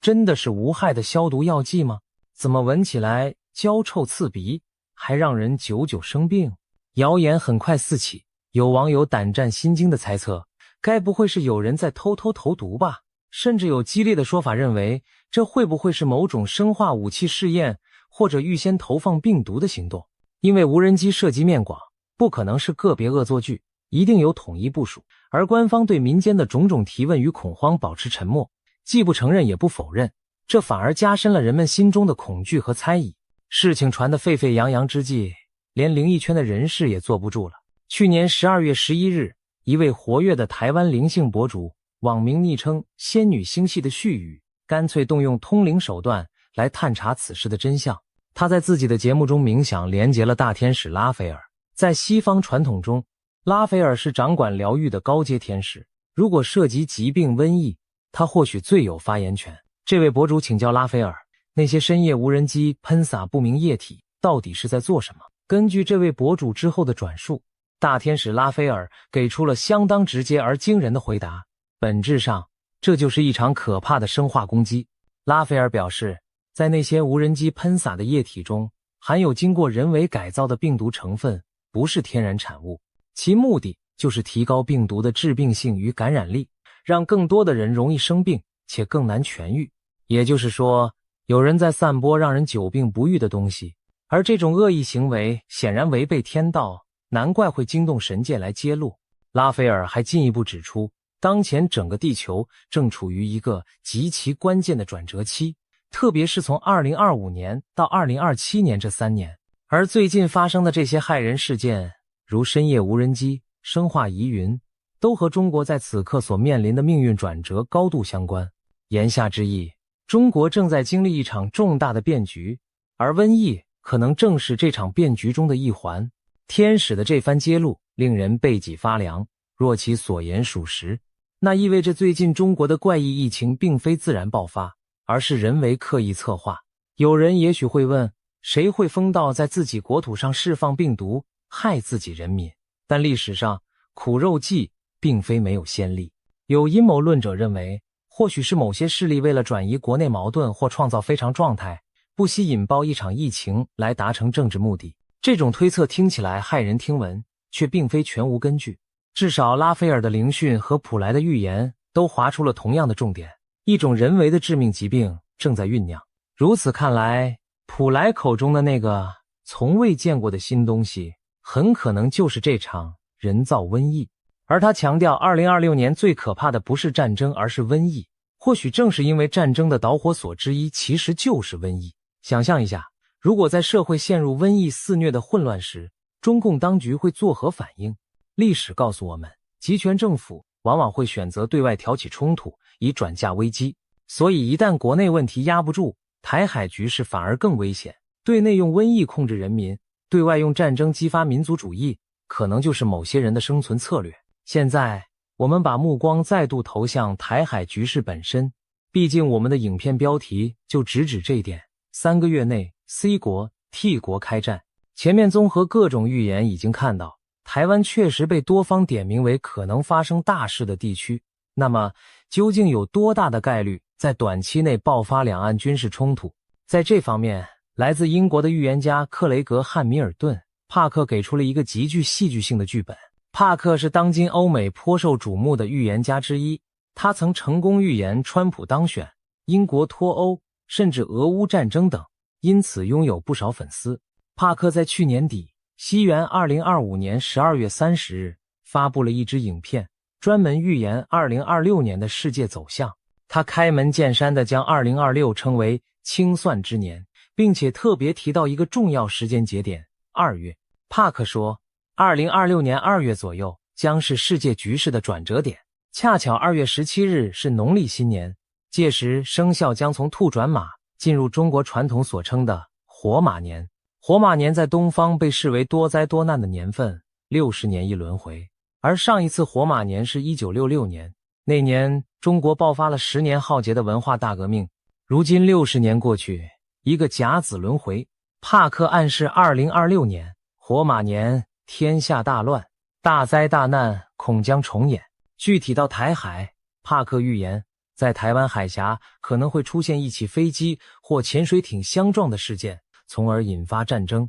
这个细节非常生动，一下就让人脑补出紧张画面。也许是一架飞机在台海上空遭到击落，或是一艘潜艇在台海水域发生冲突，这将成为战争的导火索。帕克进一步说，日本也会被卷入这场冲突，这点与普莱提示的这国有难不谋而合。这国及日本很可能因同盟关系或地缘因素而介入台海战事。如果台海真的开打，帕克对后续走向的预见更加石破天惊。中国将在这场战争中遭受重创，经济崩溃。他甚至预言，中共最高领导人将因此下台，随后整个中国会分裂成许多小国，最终这些地区会像欧盟那样组成一个联盟式的新国家，实行民主制度，边界开放，人们可以自由交流贸易。一言以蔽之，帕克看到了中共政权在战争中垮台，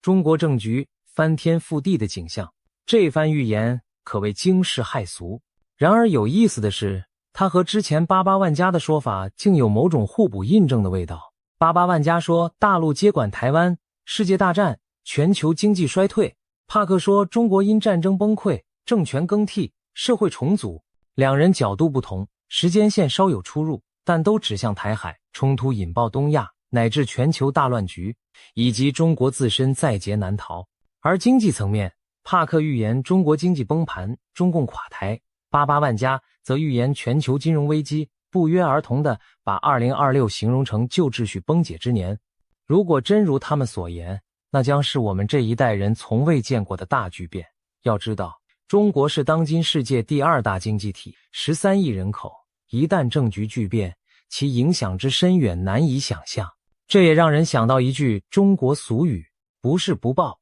时候未到。或许多年的因果，诸多隐伏的矛盾，都可能在2026年这个清算之年集中爆发出来。谈到这里，许多人可能心情沉重，甚至有些绝望了。难道未来只剩战争、瘟疫、崩溃与混乱吗？其实，预言中的未来并非全然漆黑一片，有些预言家同样看到了一线光明。就拿帕克本人来说，他的特色之一就是预言灾难，但也预言希望。他在描绘完那些战争与动荡后，特别强调劫难并不可怕，因为大灾之后必有大福。他相信人类将从苦难中觉醒，在巨变后迎来新的繁荣与和平契机。帕克并非唯一持这种观点的人。印度的纳迪叶解读师们，帕克提到他曾去请教的印度预言家，同样一面预见灾祸，一面为世人祈祷，希望透过人类的努力改变未来走向。泰国的普莱也是以提前预警来减轻灾难发生的可能性。这些预言背后其实隐含着一个共同信念，预言的目的不是让人坐以待毙，而是唤醒人们主动去改变命运。在讨论如何清算、旧秩序、揭穿谎言这方面，有一件发生在2025年中国的离奇事件不得不提，那就是于朦胧坠楼案。这起事件既是娱乐圈的谜团，也是坊间公认的黑幕案件。令人意外的是，它也隐隐和预言界产生了联系，甚至被形容为于朦胧从灵界带来的天机。这到底怎么回事呢？先简述事件。于朦胧是一位中国大陆人气男演员、歌手，生于1988年，出道以来形象阳光，事业顺利。岂料2025年9月11日凌晨，于北京出席一场私人聚会后，于朦胧被发现从所住公寓5楼坠落身亡，年仅37岁。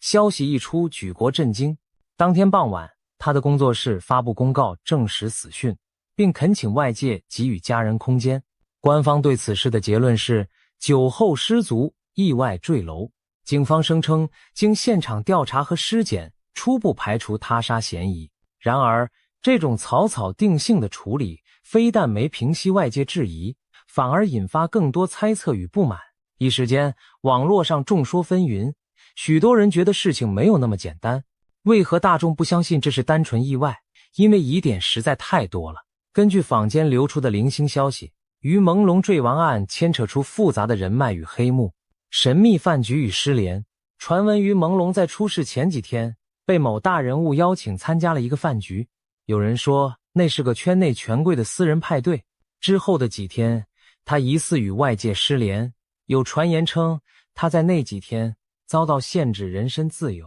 USB 机密，网上疯传一种说法，于朦胧手上掌握了一个 USB 随身碟，里面藏有某些高层人士的惊天罪证，例如涉及洗黑钱的机密资料，他因此成为被灭口的目标。这传闻无从证实，但广为流传，暴力与他杀嫌疑。更惊悚的爆料称，于朦胧在死亡前曾遭受长达数日的软禁拷打，期间受到非人虐待，等到人不行了，对方布局制造出醉酒坠楼的假象。有匿名网友列出了所谓14大疑点，包括他的伤痕、手机遗失、现场监控缺失等等，指向这并非单纯意外。官方冷处理，警方虽迅速结案，但却未公开完整调查报告，对网上讨论也严加管控。不但相关话题被降热度，一些知情人发声后也很快晋升，让人更加怀疑是不是有高层指示压下此案。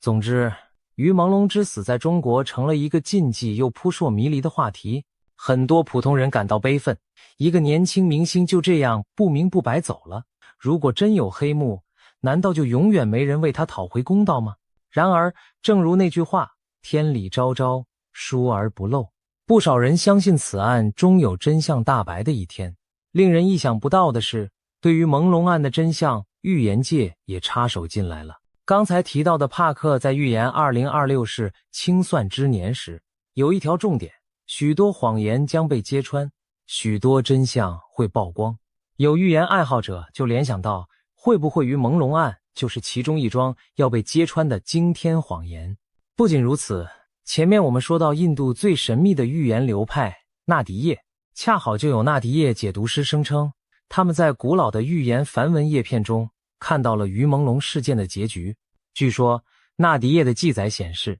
在2026年3月至6月期间，朦胧案的真相将以某种另类方式浮出水面。所谓另类，或许指的不是透过官方调查，而是透过其他意想不到的渠道或爆料。如果这个预言成真，那真是峰回路转，正义昭彰。想象一下，也许会有关键证人突然现身，或是一份影像录音曝光于世，揭开幕后黑手的面目。总之，就是现在被压下去的真相，终究会在2026年上半年大白于天下。这无疑呼应了帕克的清算主题，过去的罪恶将被清算，隐藏的真相将受审判。更巧妙的是，许多人发现朦胧这两个字本意就是模糊不清。于朦胧案如今真相不明，正如它的名字一样朦胧。但如果照预言所说，几个月后真相大白，那岂不是朦胧、模糊，即将告别人间，尘埃落定？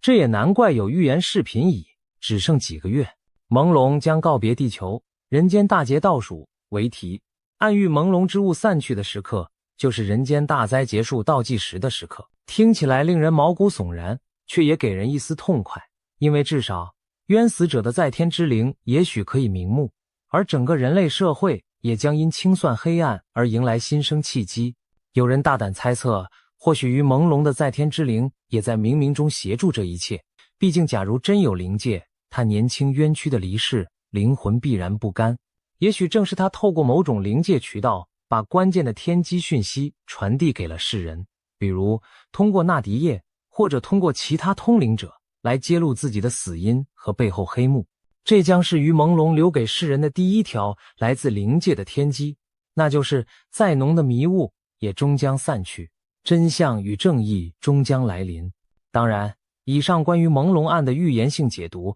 目前还只是种种推测，最终会如何，还需要时间去验证。我们唯有拭目以待，看看2026年上半年是否真有爆炸性的真相公诸于世。到这里，我们盘点了许多骇人听闻的预言，有关战争的，有关瘟疫的，有关经济崩溃的，甚至还有黑幕揭露与外星接触等等。难怪有人会感叹，2026年简直像末日小说般可怕。那么，对于普通人来说，我们该如何面对这些预言？是陷入恐慌，还是嗤之以鼻，一笑置之？首先需要强调的是，预言并非铁板钉钉的命运宣判。正如普莱等人所说，预言的意义在于让我们提前知道可能性，从而有机会改变未来。既然灵界好心送来了这些预警讯号，我们不妨将信将疑，留个心眼，但也不必惊慌失措，自乱阵脚。对于可能的灾难，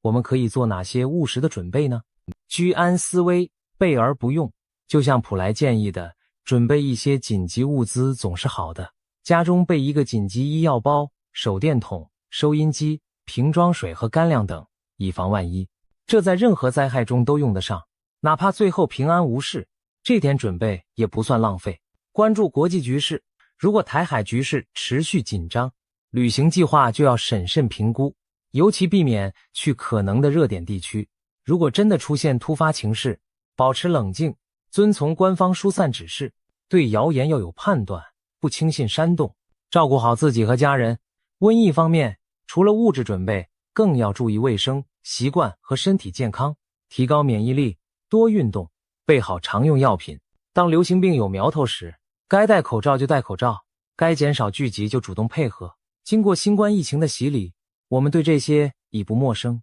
财务应对，面对可能的经济动荡，个人也可提早做好打算，例如避免过度负债，适当储蓄一些应急资金，不把鸡蛋放在一个篮子里等等，以免金融风暴来时手足无措。心态上也非常重要，既不可掉以轻心，也不必过度恐惧。历史上关于末日的预言层出不穷，但人类都挺过来了。许多时候，正是因为人们提前警觉，采取了行动，才避免了最坏的情况发生。就拿冷战时期来说，不也是充满世界末日核战的预言吗？但最终大家保持克制，世界没有毁灭。我们可以将这些预言视为对未来的警示，而非绝对的宿命。回到2026年的图景，或许接下来的日子，新闻里会充斥越来越多紧张的消息，这边战机擦枪走火，那边疫情卷土重来。但我们要记得，越是乱世，越要保持理性与善良，不造谣，不信谣，不被仇恨煽动，在保护好自己的同时，也帮助周围需要帮助的人。因为最终能度过劫难的，往往是那些冷静、团结而有爱心的人类群体。让我们也怀抱一点希望，就像帕克说的，大灾之后有大福。或许2026年的种种劫难，正是人类觉醒和转变的契机。黑暗过后是黎明，否极泰来，这些道理自古皆然。如果我们能挺过这几年的风雨，也许等来的将是更清明的世界局势，也许战争的阴霾散去，国与国找到新的和平共处方式，也许瘟疫让我们研发出更先进的医疗科技，反而促进文明的进步。也许经历经济震荡后，人们会反思贪婪，建立起更健全公正的经济秩序。最后再回到预言本身，普莱用勇气告诉了我们坏消息，但也给出了避免之道。88万家描绘毁灭图景的同时，也看到了人类探索宇宙的新可能。帕克警示大乱将至，但相信真相与光明会战胜谎言与黑暗。马蒂点出了危险时刻，让我们可以提早做好准备。纳迪叶视线黑幕毕揭，让冤魂终得安息。也许预言并不是要我们恐惧未来，而是要我们正视当下存在的问题，从而齐心协力去改变轨迹。2026年注定是不平凡的一年，战争也好，瘟疫也罢，亦或政治经济的大地震，都可能在考验着我们人类的智慧与团结。但我们完全有理由相信，人定胜天，积极作为就能化解危机。请不要忘记，我们的祖先曾熬过比这更黑暗的年代，而每一次灾劫过后，人类最终都浴火重生，文明之光依旧灿烂。让我们怀着谨慎而勇敢的心，迎接着充满变局的2026年。或许预言中的灾难会来，但我们并非束手就擒的木偶，只要心存善念，保持理智，彼此扶持，我们就有机会改写那些可怕的预言，迎接属于人类的转机与新生。今天的分享就到这里，希望每一位观看这影片的朋友都能平安度过未来的风风雨雨。让我们以行动和智慧去证明人类可以创造比预言更美好的结局。2026这一年被不少预言家称为人类文明的转折年，中共政权的天命将告断裂，掌权逾10年的习近平可能在2027年从舞台上消失，象征中国力量的三峡大坝出现不祥的坍塌征兆。南方大省广东或许率先跳脱中央束缚，踏出区域自治的脚步。同一时间，在国际舞台上，伊朗酝酿着革命风暴，欧洲面临撕裂危机，全球性的水资源枯竭更可能引爆战争。而与此同时，人类科技或迎来重大突破，为我们开启一个全新的世界。这些听来仿佛灾难片剧情的预测，究竟有无根据？今天，我们就从历史与现实出发，深入探讨这一连串可能改变世界的大事件。我们先把目光投向中国。中国历代王朝更迭都有一个说法，叫做天命。简单来说，就是一个政权的合法性来自上天的授意。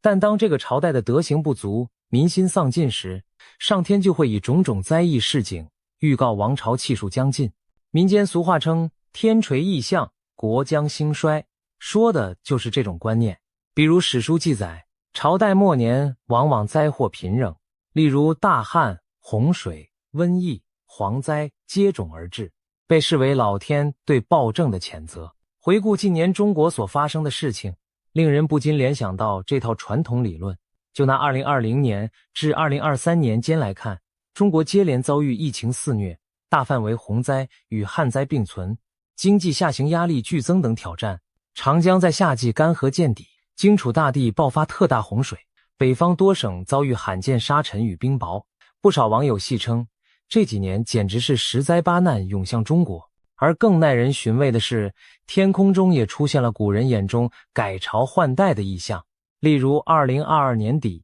北京和东北等地多次出现换日现象，天空中悬着3个太阳。根据唐代星象家李淳风在《以四战》中的古训提到，众日并见，天下裂分，意思是如果天空同时出现多个太阳，预示天下将要分裂，战乱四起。传说中的征兆竟在现代真实上演，难怪一些迷信的百姓开始嘀咕，莫非中共的天命真的要到头了？除了天灾异象之外，民心的变化也是天命是否犹存的重要标志。2022年底，中国多地爆发了所谓白纸运动的抗议浪潮，年轻一代走上街头，高举白纸抗议严苛的风控和言论管制，甚至有人公开喊出反对领袖的口号。这在高压统治下的中国极为罕见，仿佛让人看到了民心中的一丝裂痕。尽管当局迅速平息了风波，但那一幕透露出的民意汹涌，令外界意识到中共统治并非牢不可破。如果将天灾与人祸交织起来考量，今日的中国和历史上朝代末期的景象颇有几分相似。对信奉天命论的人而言，这未尝不是一种警讯。值得一提的是，在中国传统历法中，每逢60年循环会出现丙午年和丁未年，被古人称为红阳节。据说这2年往往伴随大乱，翻开历史可以发现一些巧合。例如上一个丙午、丁未年是1966和1967年，正值中国爆发文化大革命，社会动荡达到极致。再上一个丙午年是1906年，当时清朝国运衰微，各地革命风起云涌，几年后王朝就覆灭了。而更早之前的明末清初，虽然纪年不同，但17世纪60年代也经历了连年饥荒和李自成的大顺起义，改朝换代。当然，这些年份的巧合或许只是巧合，但民间因此对2026丙午年和2027丁未年格外忌惮，认为红阳节可能再次应验。近年不少预言文章也将这2年描述为人类文明的大变局之时，迷信也好，巧合也罢，当灾异与动荡真的开始密集出现，人们难免会把它和老天的旨意联系起来。不少海内外的观察家开始酝酿一个大胆的推测，认为2026年前后中共政权可能会步入衰亡的命运转折点。先说中国，网络上曾热传一位奇人王恩庆的说法，据称王恩庆被某些中南海权贵奉为国师，他早年大胆预言，中华人民共和国的国旗上有5颗星，分别象征5个中共领袖：毛泽东、邓小平、江泽民、胡锦涛和习近平，没有第6颗，因为第5个就是掘墓人，所以他认为在习近平任内，中共的统治将告终结。如今习近平正是第5任领导人，而中共建政已经70余年，接近历史上朝代寿命的极限。如果王恩庆所言有理，那么2026到2027年这段时间，也许就是他暗示的终局时刻。事实上，民间近来盛传一则北戴河会议的风声，据说习近平可能干完这一届之后不再安排接班人。这传闻无从证实，但与王恩庆的预言不谋而合，似乎都指向习时代将是红色政权的最后篇章。巧合的是，远在大洋彼岸的一位英国灵媒克雷格·汉密尔顿·帕克也对2026年的中国做出了惊人预测。帕克以往因多次成功预言国际事件而小有名气，他在2023年11月发布了一系列对2026年的预言，其中最引人注目的一条就是他看见中共政权将开始出现冰川式瓦解。这个生动的描述形象地描绘了一种并非瞬间崩盘，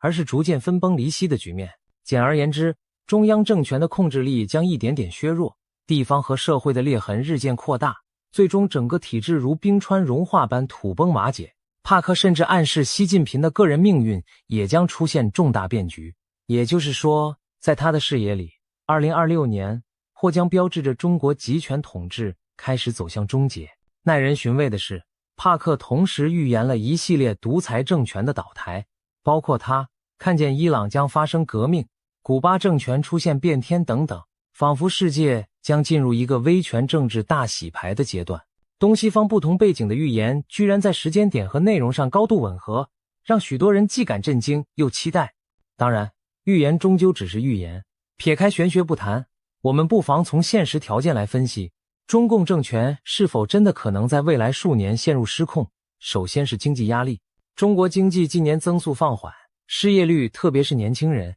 失业率高企不下，地方政府债台高筑，财政困难已经显现，有些地区甚至闹出了公务员降薪、社保研发的传闻。如果经济在2026年进一步恶化，失业人潮和债务危机交织，社会稳定将面临严峻考验。其次是政坛内部，习近平在位期间清除了众多政敌，打造了一言堂的权力状态。然而正所谓孤注难支，权力过度集中也意味着决策失误，缺乏纠偏机制。一旦哪里出现重大的治理失败，习近平本人将难辞其咎。想象一下，如果某场天灾人祸处理不当激起全国众怒，或是某个政策导致经济雪崩引爆全国性抗议，习会不会成为党内外众矢之的？历史上不乏此类先例。再加上习近平本人生理年龄渐长，外界时有他健康不佳的小道消息。一位高龄且高度集权的领袖，在风雨飘摇的局势中，其统治稳定性确实令人关注。如果种种压力在2026至2027年间同时发酵，不排除中国政局出现突然巨变的可能。届时，习近平可能被迫下台，甚至从公众视野中消失，也并非完全不可想象的结局。值得一提的是，面对内忧，中共也可能铤而走险地对外挑起冲突，以民族主义凝聚人心。例如，加剧对台湾的军事压力，甚至在某个时期对台动武，借此转移国内视线。然而这种赌博式举动若遭遇失败，只会加速政权崩溃。北京当局曾将2027年定为解放军实现建军100年奋斗目标的节点，有外媒解读，其中隐含着完成对台湾统一的野心。但如果内部局势在2026年前后已现乱象，习近平还能否腾出手对外冒险？或者相反，他会不会孤注一掷对台湾动手以维持权威？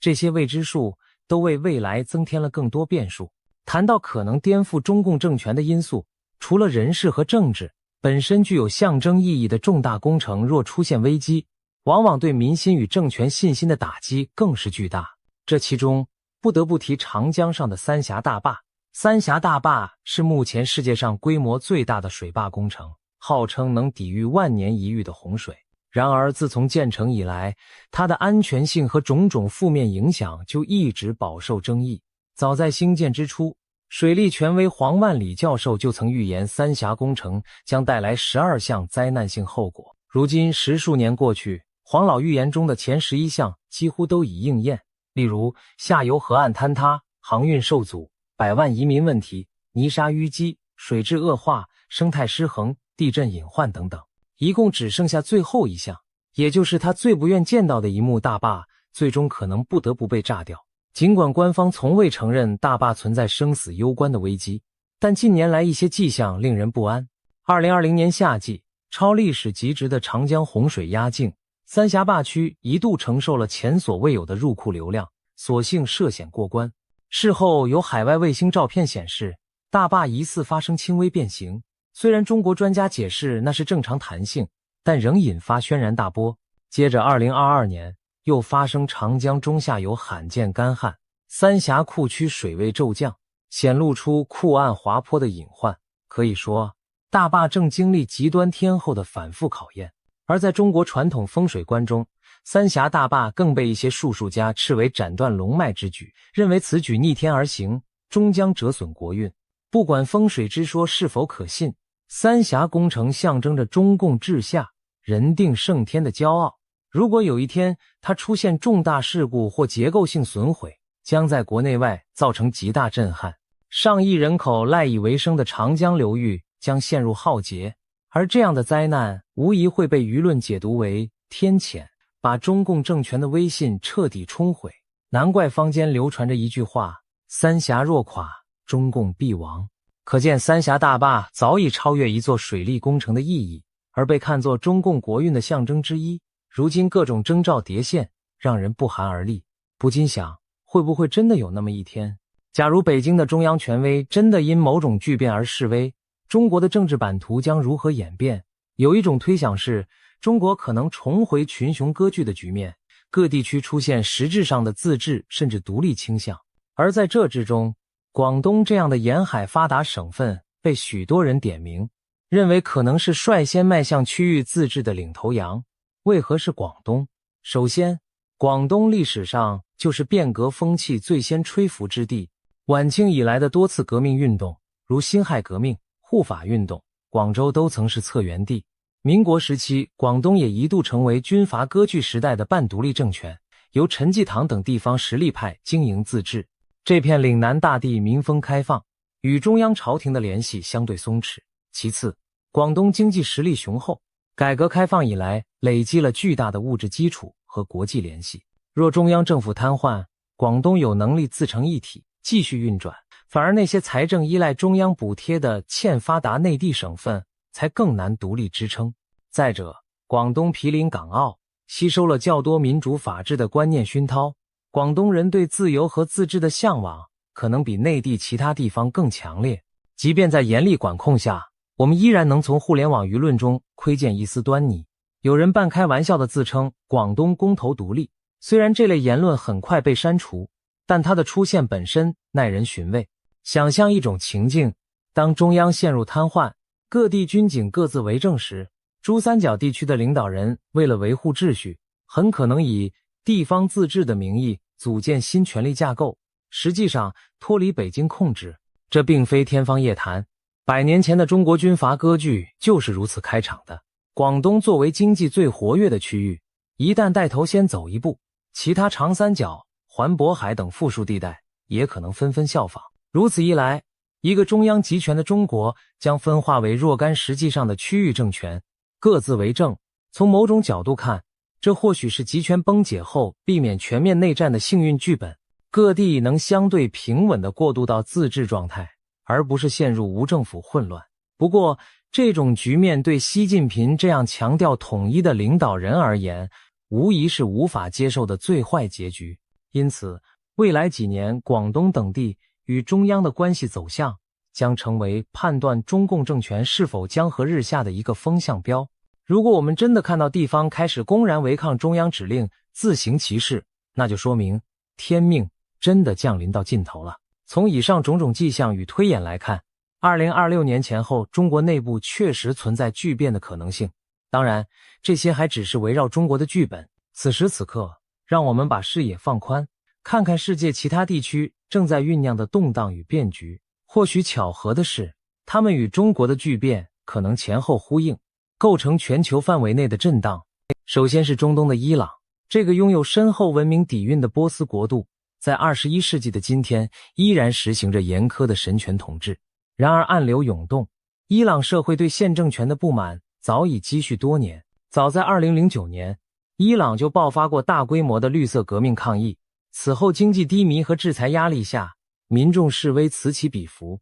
2022年，一场席卷全伊朗的抗议风暴再次爆发，其导火索是一名年轻女子玛莎·阿米尼，因佩戴头巾不当，被宗教道德警察拘捕并离奇身亡，引发无数女性走上街头。女性摘下头巾，高喊妇女、生命、自由，数十个城市响起反对独裁、要求自由的口号。这场抗争持续数月，尽管最终因当局镇压而平息，但全球看到了伊朗人勇敢抗争的决心。许多人将它类比为伊朗版的革命前夜。现任最高领袖哈梅内伊年事已高，他一旦离世或健康不支，伊朗可能面临权力真空和继承危机，届时压抑已久的反对力量或将乘势而起。展望2026到2027年间，伊朗极有可能成为全球瞩目的焦点。一旦伊斯兰共和政权被推翻，将标志着1979年以来伊朗革命的终结和新纪元的开始。这对中东地缘政治的意义非同小可。长期以来，伊朗奉行反西方、反以色列的强硬路线，支持着黎巴嫩真主党、也门青年军等地区代理人武装。如果新政权上台，伊朗与邻国乃至西方的关系都将被改写。也许我们会看到伊朗社会迎来更开放的风气，与沙乌地、阿拉伯等宿敌国冰释前嫌，甚至重新成为国际社会的正常成员。当然，革命往往伴随阵痛，谁也不能保证伊朗变局一定顺利。但可以肯定的是，中东正处于重组的前夜。一方面，美国近年推动以色列与阿拉伯国家的和解，阿以关系在改变。另一方面，如果伊朗这个区域大国出现革命，中东力量对比将发生剧烈震荡。难怪预言家们把伊朗革命列为2026年前后的重要事件之一。帕克的预言亦提到了伊朗，他的视野中清晰浮现波斯政权更迭的景象。试想，中国政局巨变与伊朗革命若在相近时间发生，那将多么富有戏剧性！两个相距遥远的古老文明几乎同时告别，各自延续了数十年的统治秩序。历史有时就是如此，充满巧合，又耐人寻味。将镜头转向西方，欧洲也正面临着自冷战结束以来最严峻的分裂危机。欧洲联盟一度被视为团结与和平的象征，但如今内外交困，出现了明显的撕裂迹象。先是2016年的英国脱欧公投，让欧盟失去了一个重要成员，也撕开了欧洲一体化信念的口子。随后，欧洲本土民粹与极右势力崛起，在多国兴风作浪。匈牙利、波兰等东欧国家与布鲁塞尔在司法独立、新闻自由等问题上争执不下，甚至被认为偏离民主价值。意大利、法国等大国的选举中，以欧反移民的政党声势日渐浩大，就连稳定的斯堪的纳维亚国家极右翼政党也正走向前台。种种迹象表明，欧盟内部的共识在流失，各国各顾自身利益的倾向在上升。除了政治上的分歧，欧洲社会还潜伏着文化和宗教的裂痕，这主要体现在欧洲原住民与穆斯林移民群体之间日益紧张的关系。近10多年来，欧洲接纳了大量来自中东、非洲的移民和难民，他们中很多人信奉伊斯兰教。多元文化政策一开始让欧洲显得包容繁荣，但当经济压力和安全事件发生时，社会矛盾便凸显出来。巴黎、布鲁塞尔、柏林等地接连发生恐怖袭击和社区骚乱，有的是极端分子所为，有的则是移民青年对歧视和贫困的不满爆发。2023年，法国就因一起警察射杀少数族裔青少年的事件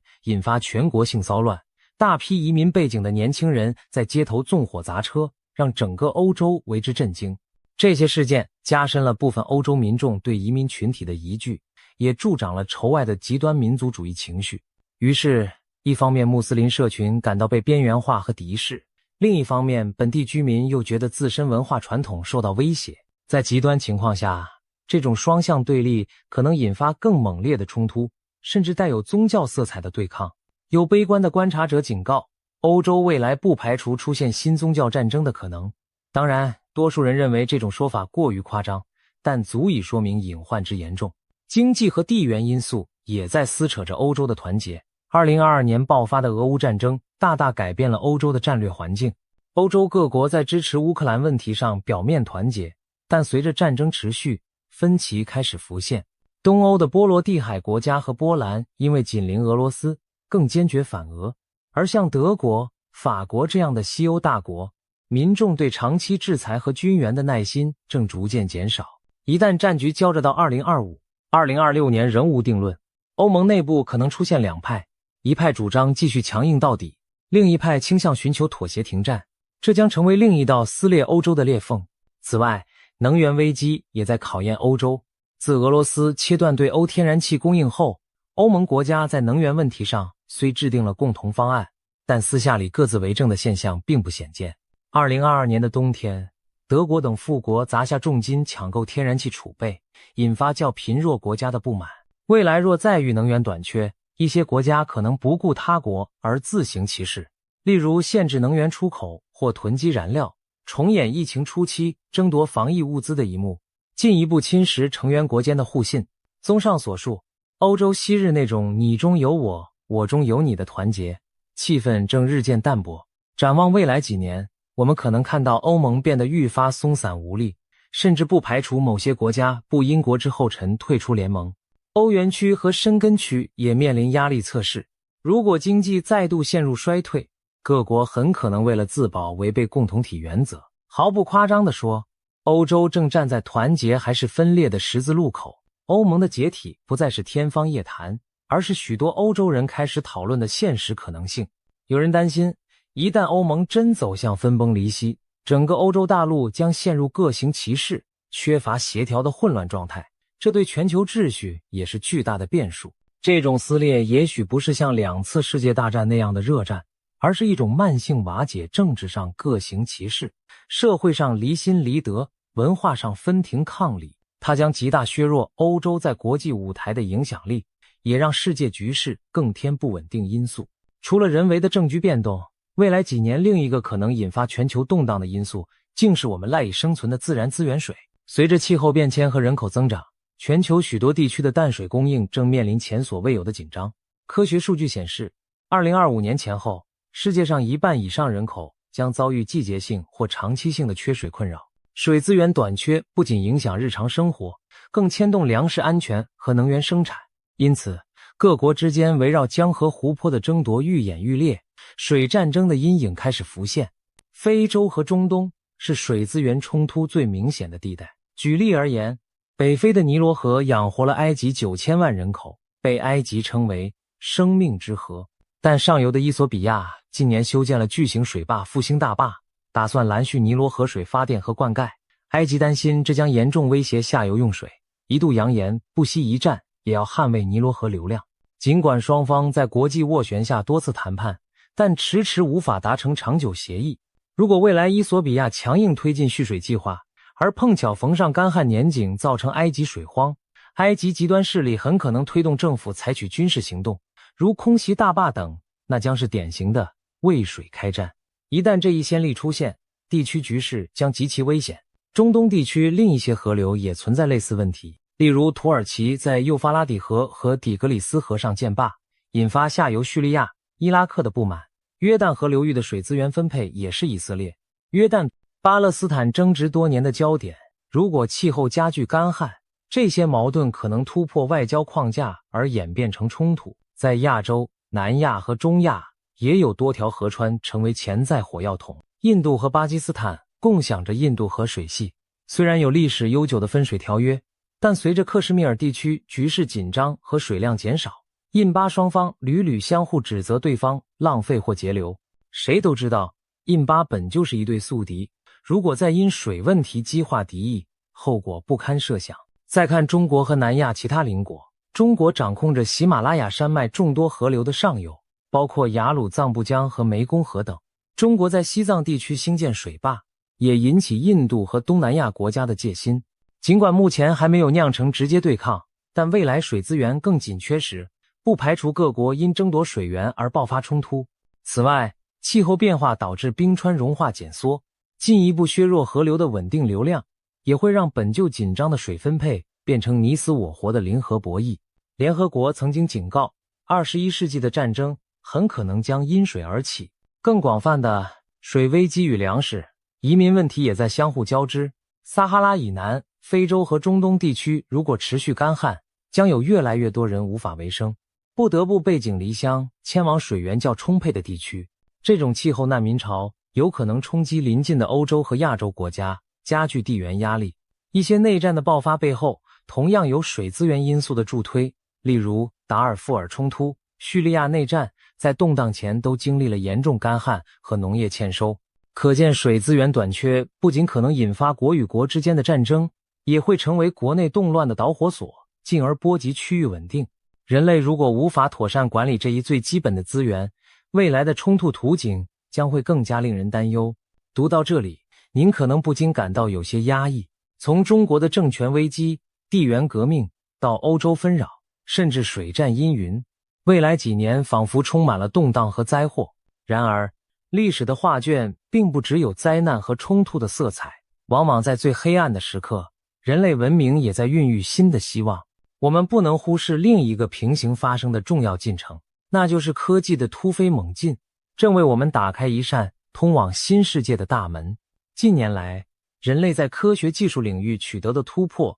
令人目不暇给。如果这些趋势延续到2026年前后，我们可能会见证若干具有革命性意义的发明创造，彻底改变现有社会的面貌。首先要提的就是能源技术的飞跃。2022年底，美国科学家首次在实验室实现了核融合反应的净能量输出，这意味着人造太阳的梦想离现实更近了一步。众所周知，核融合被视为解决人类终极能源需求的圣杯。这种反应以氢同位素为燃料，几乎取之不尽，反应产物是无污染的氦气。一旦核融合技术成熟应用，人类将告别对石化能源的依赖，不再受制于能源短缺和碳排放问题。许多国家正投入巨资研发，目标是在2030年前后建成可发电的聚变反应堆。如果在2026年左右，我们听到某个团队成功点火运转了一座中型核融合装置，那将是科技史上的巅峰时刻，也标志着能源革命的开端。无限且清洁的能源不仅意味着工农业生产方式的颠覆，也将给国际政治带来深远影响，比如传统产油国的地缘地位下降、高油价引发的争端不复存在等等。除了能源，人工智慧的快速发展同样值得瞩目。2023年，全球掀起了一股 AI 浪潮，大型语言模型和生成式人工智慧技术惊艳世人。虽然现有的 AI 在某些方面仍有局限，但进步速度极快。有专家推测，在未来几年内， AI 有望通过图灵测试达到接近人类的智能水平。假如到了2027年前后，人类真的打造出一个通用人工智慧系统，它将彻底改变游戏规则。届时，医学研究可以借助 AI 更快找到癌症、艾滋病等绝症的治疗方案。复杂的气候模型或许能精确预测灾害，防范极端天气。经济和城市管理可以依赖 AI 优化资源分配。消除浪费，教育亦能因材施教，大幅提升人力资本素质。当然 AI 的发展也伴随风险，但如果善加引导，人机协作将开创一个生产力极大提高的时代。想象一下，未来的工厂里，枯燥危险的工作由机器人完成，人类可以专注于创意和设计。医院中 AI 助手帮助医生分析海量病例，提出最佳治疗方案，患者的存活率因此大大提升。这些都不是幻想，而是正在研发的原型。科技界普遍认为，2020年代中后期，我们将迎来人工智慧应用的大爆发，其带来的效率提升堪比当年的工业革命，这无疑也是新世界的重要特征之一。说到计算领域，我们还不得不提量子科技的新前景。2020年代初，科研人员已经研制出拥有数十个量子比特的试验性量子计算机，能在某些特定问题上远胜传统超级计算机。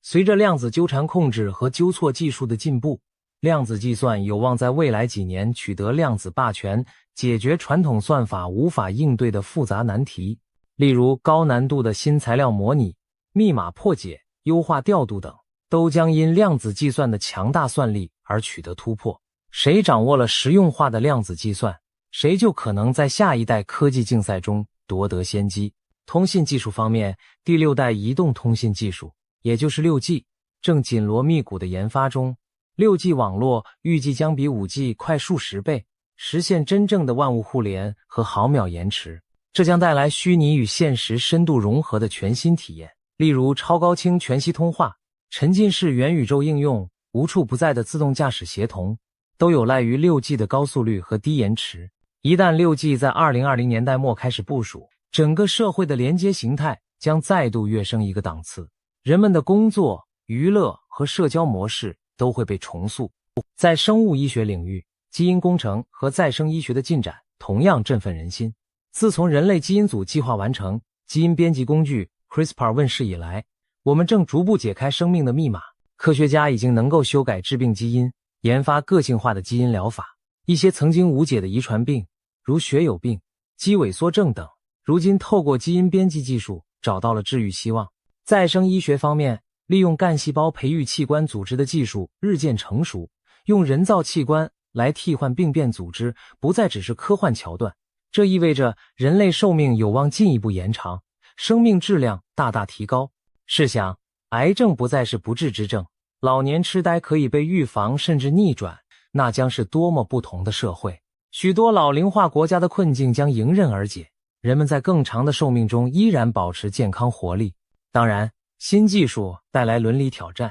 但整体而言，生命科学的突破将让我们对生命的定义产生前所未有的理解，进而改变社会结构。再把眼光投向遥远的天空，2020年代也是人类重返太空的时代。美国的阿提米斯计划已经在2025年前后尝试将太空人送回月球。这次的目标不仅是插旗留影，而是建立月面长期基地。火星探测方面，多国正在为载人登火星做技术准备。如果一切顺利，2030年代初，我们就有望见证人类踏上火星的壮举。虽然载人火星之旅未必正好发生在2026年，但本世纪20年代中后期无疑是太空事业重要的蓄势期。商业航天的快速发展让载人太空旅行不再是超级大国的专利，私人公司已多次将乘客送入近地轨道并安全返回。随着太空技术成本降低，我们可以期待更频繁的太空任务。这意味着人类的活动范围首次真正迈出地球，进入新世界的另一重意义外太空。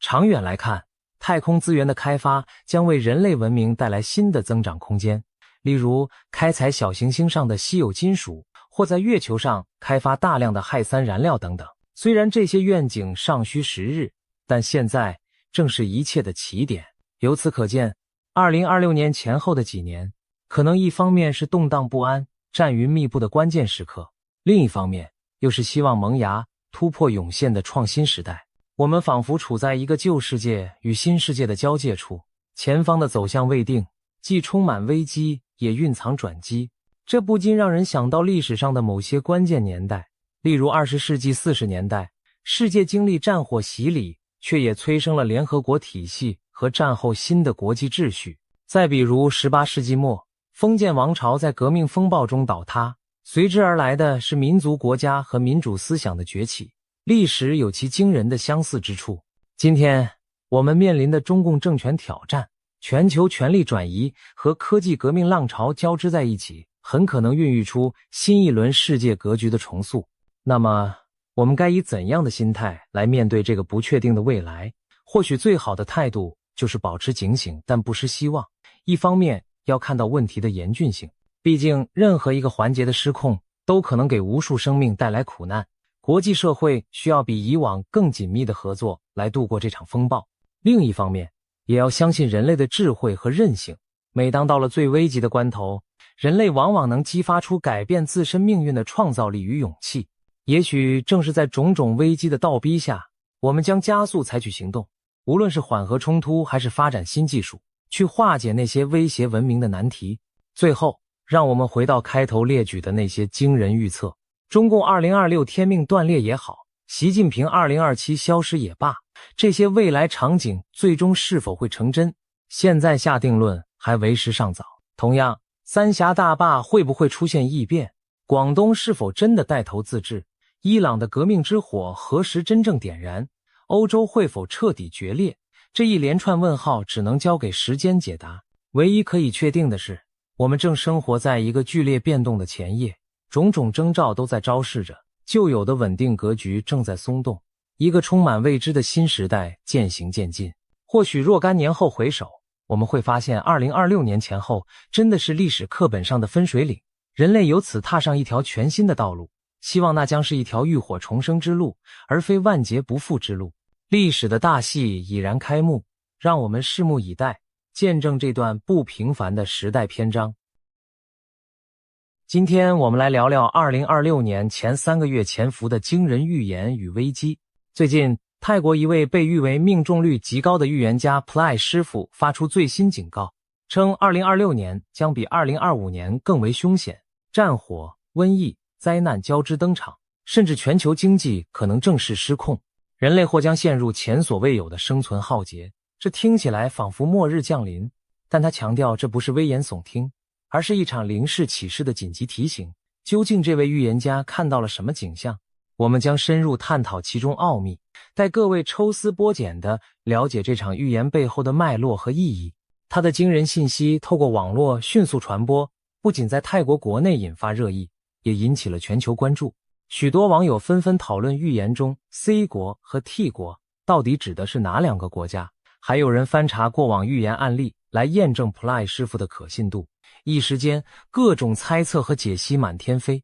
面对铺天盖地的议论，我们有必要梳理这些预言的来龙去脉，以及其背后所反映的现实隐忧。现在，就让我们一起进入这场预言的世界，看清隐藏其中的警讯。Plai 师傅并非泛泛之辈，他在泰国被尊称为神级命理师，据传预言命中率高达80%。回顾过去几年，他的预测屡屡兑现。例如2024年底，他曾提醒明年上半年缅甸会有强震，结果2025年3月28日，缅甸果然发生了规模 7.7 级的大地震，连远在曼谷的高楼都感受到摇晃，导致当地一栋兴建中的大楼倒塌。又比如，他警告过泰国境内要提防土地下陷和建筑坍塌。不久，曼谷街头真的出现直径数十公尺、深不见底的巨型天坑。今年，他再度接受泰国网络节目访问，谈及2026年的世界走向。当主持人小心翼翼地问他今年是否会有令人震惊的事件时，只见他脸色凝重地回答：是的。他坦言不知道灾难会在何处发生，只能真心希望这只是我的一场梦。从他寥寥数语中传递出的紧张感，不难想见预言内容的可怖程度。如今他把这些警示公诸于世，意在让人们提前做好准备。我们也有必要认真倾听，深入分析，看看能从中汲取什么教训。此外，他也曾多次做出精准的预警，例如他在2022年反复提醒民众准备干粮罐头，因为泰国南部将有特大水灾。结果当年泰国和爱地区果然爆发了300年来最严重的洪水，超过300万人受灾，数百人不幸罹难。再比如，他在2025年曾断言太检战火尚未真正平息。虽然一度遭人质疑是危言耸听，但不久之后，泰国与柬埔寨的边境冲突真的再度升温，双方于该年12月发生激烈交火。泰国政府甚至紧急撤离了约40万边境居民。这些一一应验的案例让许多人对他的最新预言不敢掉以轻心。首先，2026年在东方历法中被称为丙午火马年，每逢60年轮回一次的火马年，民间视为充满巨变与灾厄的年份。上一个火马年是1966年，那一年动乱频仍，各地风云变色，中国爆发文化大革命，越南战争进入白热化，美苏冷战剑拔弩张，世界各地掀起反传统的浪潮，整个年代都弥漫着狂热与不安。受传统迷信影响，当年东亚一些地区甚至出现生育率骤降的现象，许多家庭刻意避开在火马年生子，只因相传火马年出生的孩子，尤其是女孩，性格刚烈难驯，命中带火，恐给家庭带来不祥。可见在亚洲文化中，火马年一直笼罩着乱世之年的阴影。如今60年一循环，2026再临火马之运，人们无不忐忑，这股烈火之势会否真的点燃新的动荡？按照五行说法，麻属火，今年又逢天干丙火，是为双火叠加之年，双火鼎盛，燥热难平，往往意味着剧烈的变化与碰撞。Play 师傅便直言，2026年将是一匹冲进火里奔跑的马，一路碰撞冲撞虽然艰难，但烈马终能浴火重生。他暗示世局会先乱后稳，虽历经火炼仍有转机，然而在浴火重生之前，烈火将无情燃烧所经之处，我们必须先熬过那一场场劫难。接下来要谈的第一道劫难之火，便是战争的烽烟。Play 师傅在预言中看到了熊熊战火，他说2026年可能会有2个大国发生对抗冲突。虽然他没有明言是哪2国，但许多人猜测这隐约指向几个已经剑拔弩张的地缘热点。一种揣测是远东的台海局势， C 国与 T 国之间累积已久的紧张有可能引燃战事。如果真是如此，那场大国对决的战场或许离泰国不近，却绝不会仅限于局部。因为一旦台海冲突爆发，美日等强权势必介入，战火极可能蔓延整个亚太，甚至牵动全球格局。事实上，近年台海周边已是风声鹤唳，军机绕行，实弹演习此起彼伏，稍有误判擦枪走火，都可能点燃战争引信。难道2026年会是这颗引信被点燃的时刻吗？另一种可能性则指向欧洲战场持续焦着的俄乌战争。若突然升级，北约与俄罗斯发生直接冲突，那将是冷战后最危险的对峙，也不排除中东局势恶化，再度爆发大规模地区战争。然而无论战火烧向何方，现代社会的高度互联都决定了，任何2个大国的正面冲突都会演变成整个人类的灾难。试想某天清晨，T 国某大城市突然响起刺耳的防空警报，睡梦中的居民惊醒，匆忙冲向附近的防空地下室，街道上到处是此起彼落的警铃与广播声，这不是演习，立即避难。远处天空传来低沉的轰鸣，那是战机掠过的音报。随即一枚飞弹划破天际，击中港口区的仓库，霎时火光冲天，人们蜷缩在地下掩体里，透过手机才惊恐地得知 C 国对 T 国发动了进攻，战争爆发了。这原本只存在于电影的末日场景，如今却极可能在现实中上演。更让人不寒而栗的是，如果交战各方握有核武器，人类将真正悬临毁灭的边缘。自二战结束以来，核战争的阴影从未远离过我们，但凡理智的人都不愿看到核武降临战场，因为那几乎意味着文明的终局。尽管各国领袖应该清楚核武一旦出鞘将无赢家可言，但战争有其失控的边缘，一旦局势陷入疯狂，谁也无法保证不会出现绝望中的冒险行为。尤其如今高超音速导弹等新型武器大大缩短了预警时间，核武误判的风险在上升。有军事分析指出，当今世界比上世纪冷战时期更接近核冲突的临界点，因为区域对抗此起彼伏，沟通机制却在削弱，一念之差就可能酿成无可挽回的毁灭性后果。虽然 Play 师傅没有直接提及核战，但他预见的大国冲突无疑让人联想到这层终极风险。更令人忧心的是， Play 师傅强调2026年最可怕的并不是战争，毕竟传统战争的破坏虽大，敌人至少是看得见的。而他指出，真正致命的威胁是一场看不见硝烟的无形战争。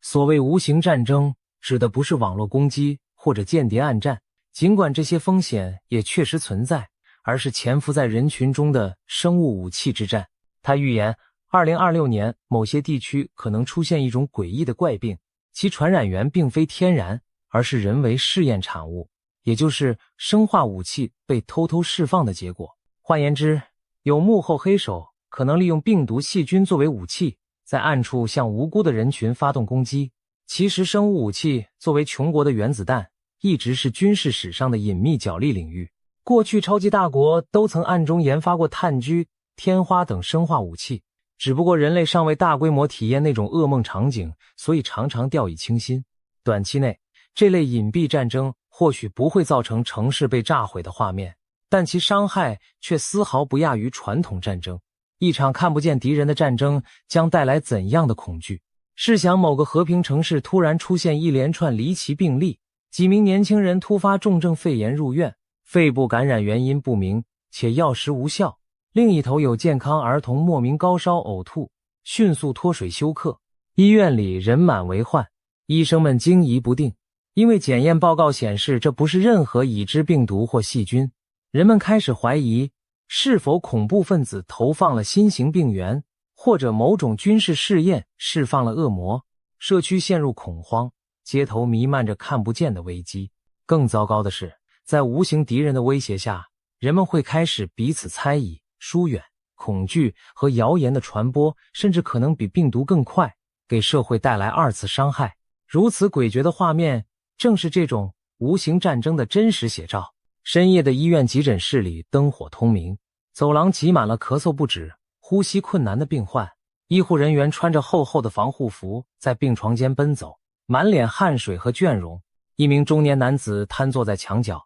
双目失神，他的妻子刚刚因不明肺炎去世，而医生们对病因却束手无策。另一边，一位母亲绝望地抱着高烧抽搐的幼子哀求医生，然而所有药物都对这怪病无效，孩子的生命正在迅速流逝。此情此景令人心碎，更令人恐惧的是，没有人知道这种诡异的疾病此刻是否正悄无声息地向城市的其他角落扩散。随着隐形战争的揭幕，普赖师傅预言中那个最骇人的角色也登场了，一种全新的致命疾病，他称之为 X 疾病，或者干脆称作那个新东西。按照他的描述，2026年最可怕的不是枪林弹雨，而是这种前所未见的瘟疫。它是混合型疾病，融合了古老病毒和人造实验成分，传染性极强，致死率极高。当他闭上眼睛接收灵视信息时，脑海里竟同时浮现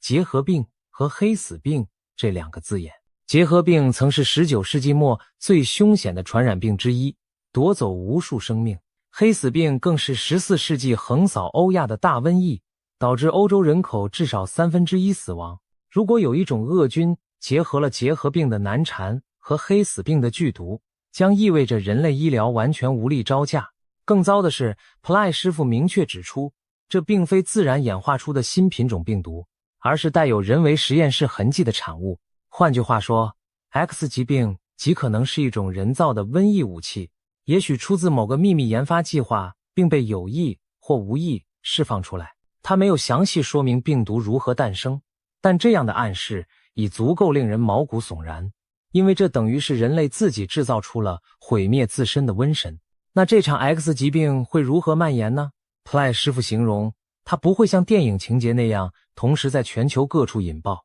而是更狡猾、更漫长的折磨。他说，疾病的夺命过程如同花瓣陆续飘落，树叶逐片枯黄，也就是分阶段、多波次第席卷人间。也许今年第一季度，某国突然爆发疫病高峰，然后暂时平息，半年后另一周又出现类似疫情，再度掀起恐慌。每一波疫情之间或许有间歇期，让人误以为风险已过，但实际上病毒只是转战他处，伺机再袭。这种持续几年的阴霾将考验各国医疗和社会的韧性。一些地区可能重演中世纪的悲剧，病患激增，医院瘫痪，尸体多到来不及处理，街道上弥漫着消毒水与绝望的气息。由于 X 疾病潜藏着人为操控的可能，每一次疫情爆发都让人怀疑背后是否有人在放毒。Play 师傅甚至提到，这疾病的源头是从外面被带进来的，可能透过旅客流动潜入不同国家，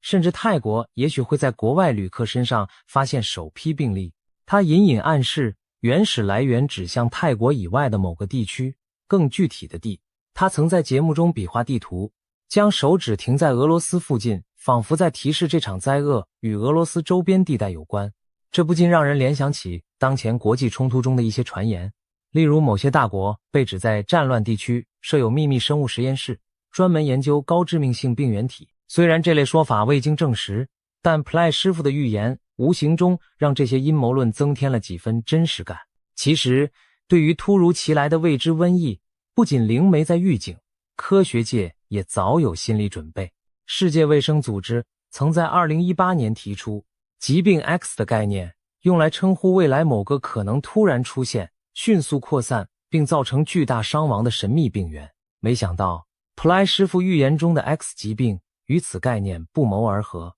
经历过2020年的新冠疫情，人类更加体会到未知病毒的威力和恐惧，而今一个潜在更可怕的 X 疾病幽灵再次盘旋，我们不得不重新审视防疫体系的脆弱。试想，新冠已令全球经济社会停摆数月，死亡数百万，如果换成一种致死率远高于新冠且具结核抗药性的病毒，我们的文明将遭受何等重击，这绝非杞人忧天。别忘了14世纪时没有飞机航班，黑死病都能夺走欧洲30%人口，现代社会交通网络四通八达，病毒扩散速度只会更快。一旦 X 疾病现身，人类甚至可能连反应时间都没有，就被迫迎战一场前所未有的生存考验。战争与瘟疫已如此可怖，大自然本身也不会缺席这场灾厄盛宴。Play 师傅预见2026年的气候与地壳活动亦将异常活跃。他警告，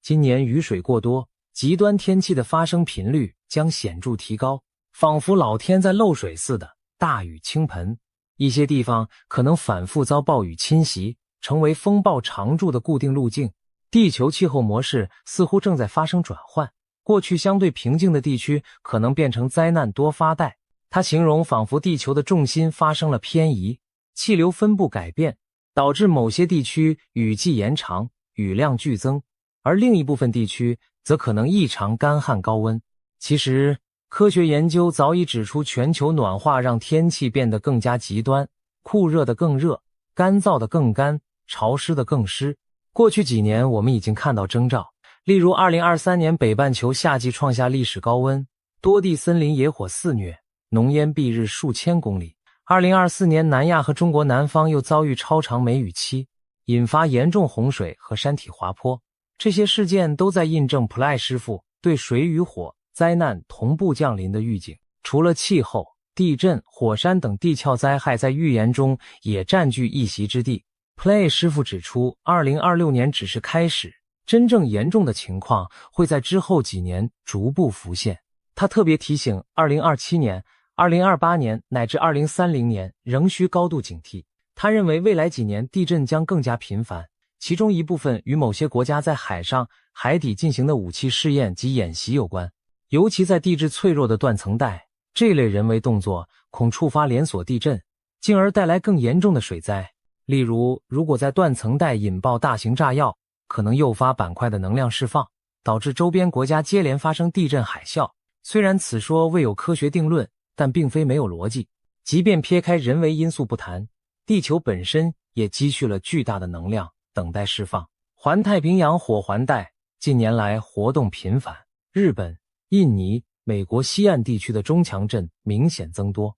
不少地震学家警告，大地震终将到来，只是时间问题。一些预言家也发出了相似的信息。前面提到的印度神童阿南德就曾断言2026年前后，环球可能发生超过8级的大地震，重创太平洋周边国家。盲眼龙婆班加夫人的预言清单里也包括 7% 的陆地将毁于灾难，让人联想到地震、海啸或火山喷发引发的土地淹没。这种种迹象似乎都在指向一个结论：大地正在酝酿它的怒火。让我们再勾画一个场景：傍晚时分，某沿海城市的居民刚结束一天的忙碌，突然地面剧烈晃动起来，玻璃窗噼啪作响，人们惊叫着四处逃生。大地震来袭了。几分钟后，当余震渐止，人们还来不及庆幸，又听见远处传来轰隆巨响，一道10几米高的巨浪正以惊人速度朝海岸逼近。海啸如同黑色巨墙般吞噬了港口，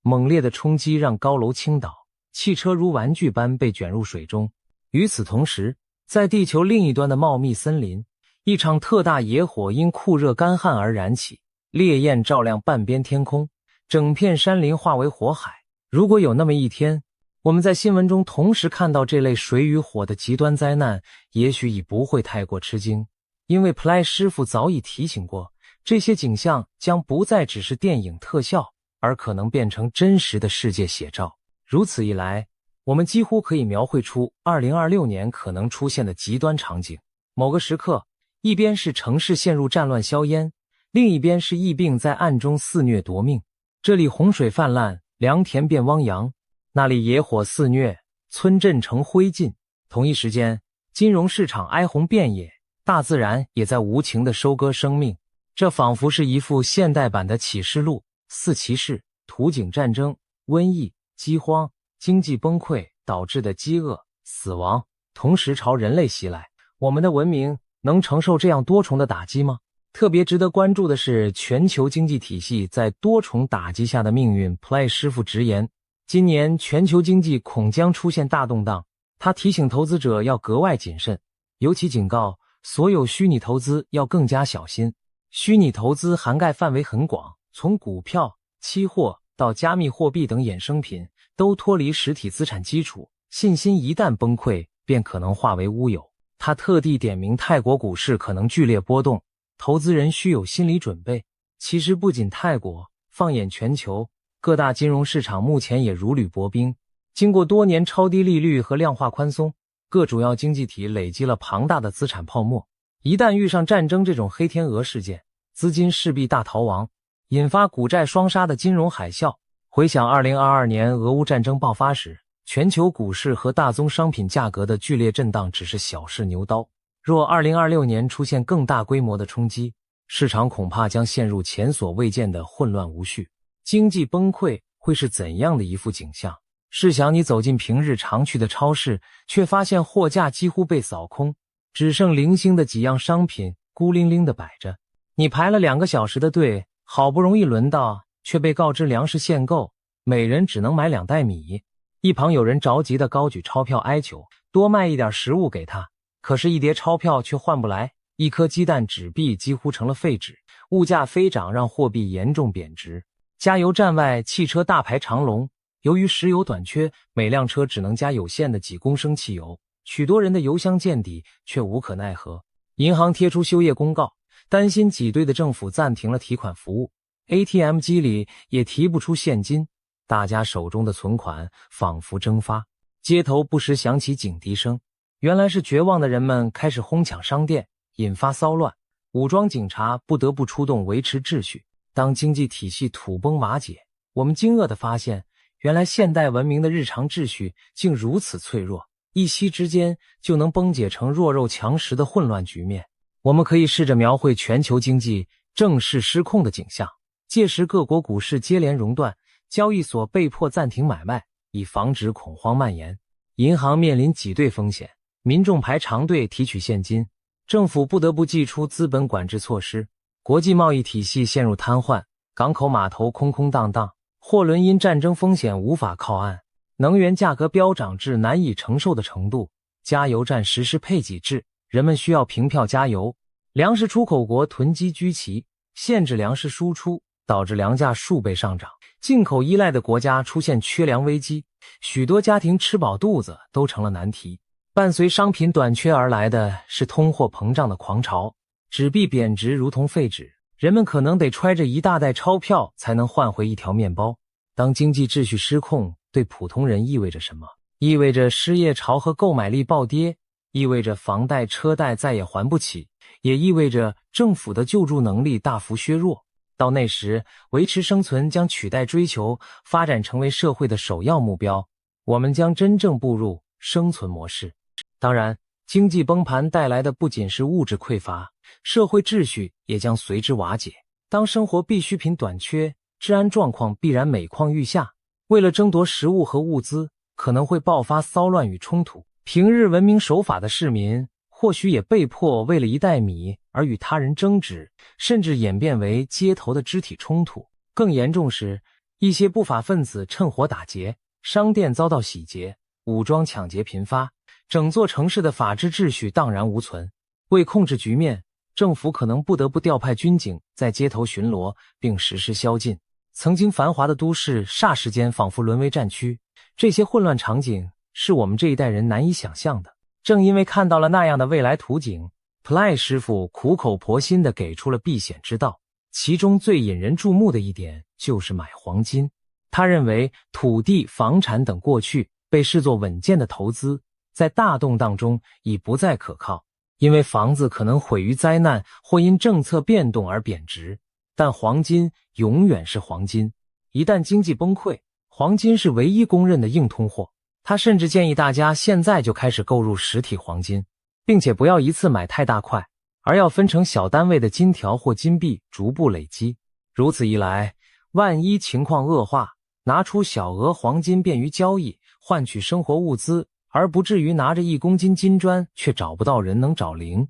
事实上，不仅普莱师傅这样说，在各种民间与专业预测里，黄金都被频频提及为避险首选。有意思的是，那位以占星预测闻名的印度少年阿南德也多次提醒投资者，黄金和白银等贵金属将是动荡时代的避风港。他甚至预言未来黄金价格可能飙升至现在的几倍之高。只有当全球金融体系陷入严重危机，法币信用荡然无存时，黄金才会如此抢手。难道这暗示着我们即将面临货币信用的雪崩？尽管答案未明，但许多精明的投资者早已开始默默增持黄金，以备不时之需。除了黄金， Ply 师傅还在节目中抛出了一个令观众摸不着头绪的提醒。2026年上半年，有3个以英文字母 HJT 开头的地区不宜前往。他没有明讲是哪里，只提供了这样的神秘代号，现场也笑称自己不方便多讲。这线索一出，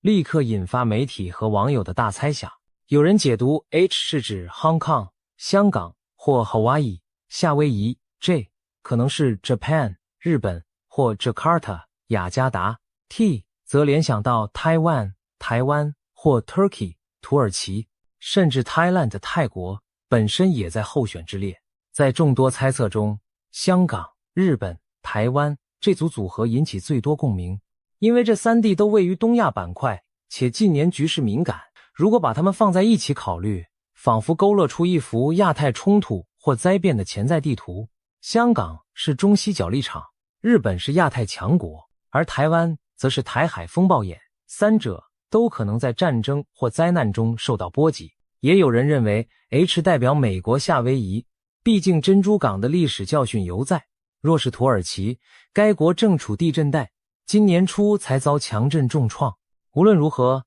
Ply 师傅卖的这个关子平添预言的神秘色彩，也提醒着大家在这段非常时期旅游要格外小心。或许在风险高峰期，减少不必要的远行是最明智的选择。听完如此众多的警示，许多人不禁要问，难道我们只能束手待毙，毫无招架之力吗？毕竟预言描绘的几乎是世界末日般的图景。然而 Ply 师傅并没有让大家陷入绝望，相反，他希望人们能因此提高警觉，积极防范，以降低潜在灾难的伤害。他强调，自己传递预言的目的不是制造恐慌，而是让有责任的人提前采取行动。所谓有责任的人，或许指的就是各国政府的决策者，也包括每一个对家庭负责的普通人。我们无力阻止地震火山，但可以加强建筑物的抗震强度，规划紧急疏散路线。我们无法掌控病毒变异，但可以完善医疗体系，储备医药物资。我们制止不了大国博弈，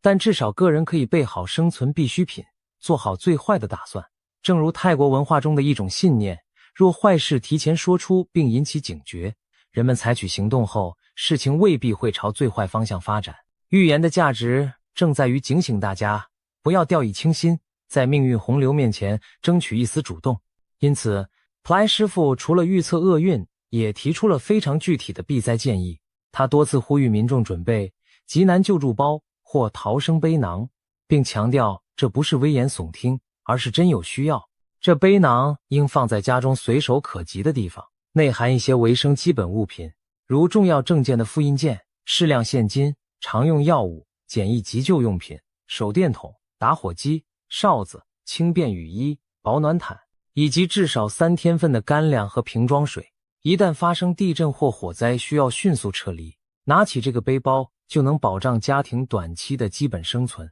不至于在混乱中陷入绝境。此外，他提醒大家将家中贵重物品和无法带走的重要文件储存在高处或防水防火的保险箱里，以免洪水或火灾突然来袭时将一切化为乌有。事实上，近年来在许多国家都兴起了所谓的末日准备者 Doomsday Preppers 运动，他们热衷于分享如何在灾难中生存的知识和技巧，从储存食物水源、自建避难地堡，到学习狩猎、钓鱼、野外取火等技能，可谓无所不包。在平时看来，这些举动也许有些小题大做，但若灾难真降临，正是这些准备能让人从容应对。许多经历过灾难的幸存者都表示，正因为提前准备了食品和发电机，他们才能在风暴断电时维持基本生活。由此可见，有备无患绝非陈腔滥调，而是面对未知风险的明智之举。除了物质准备之外，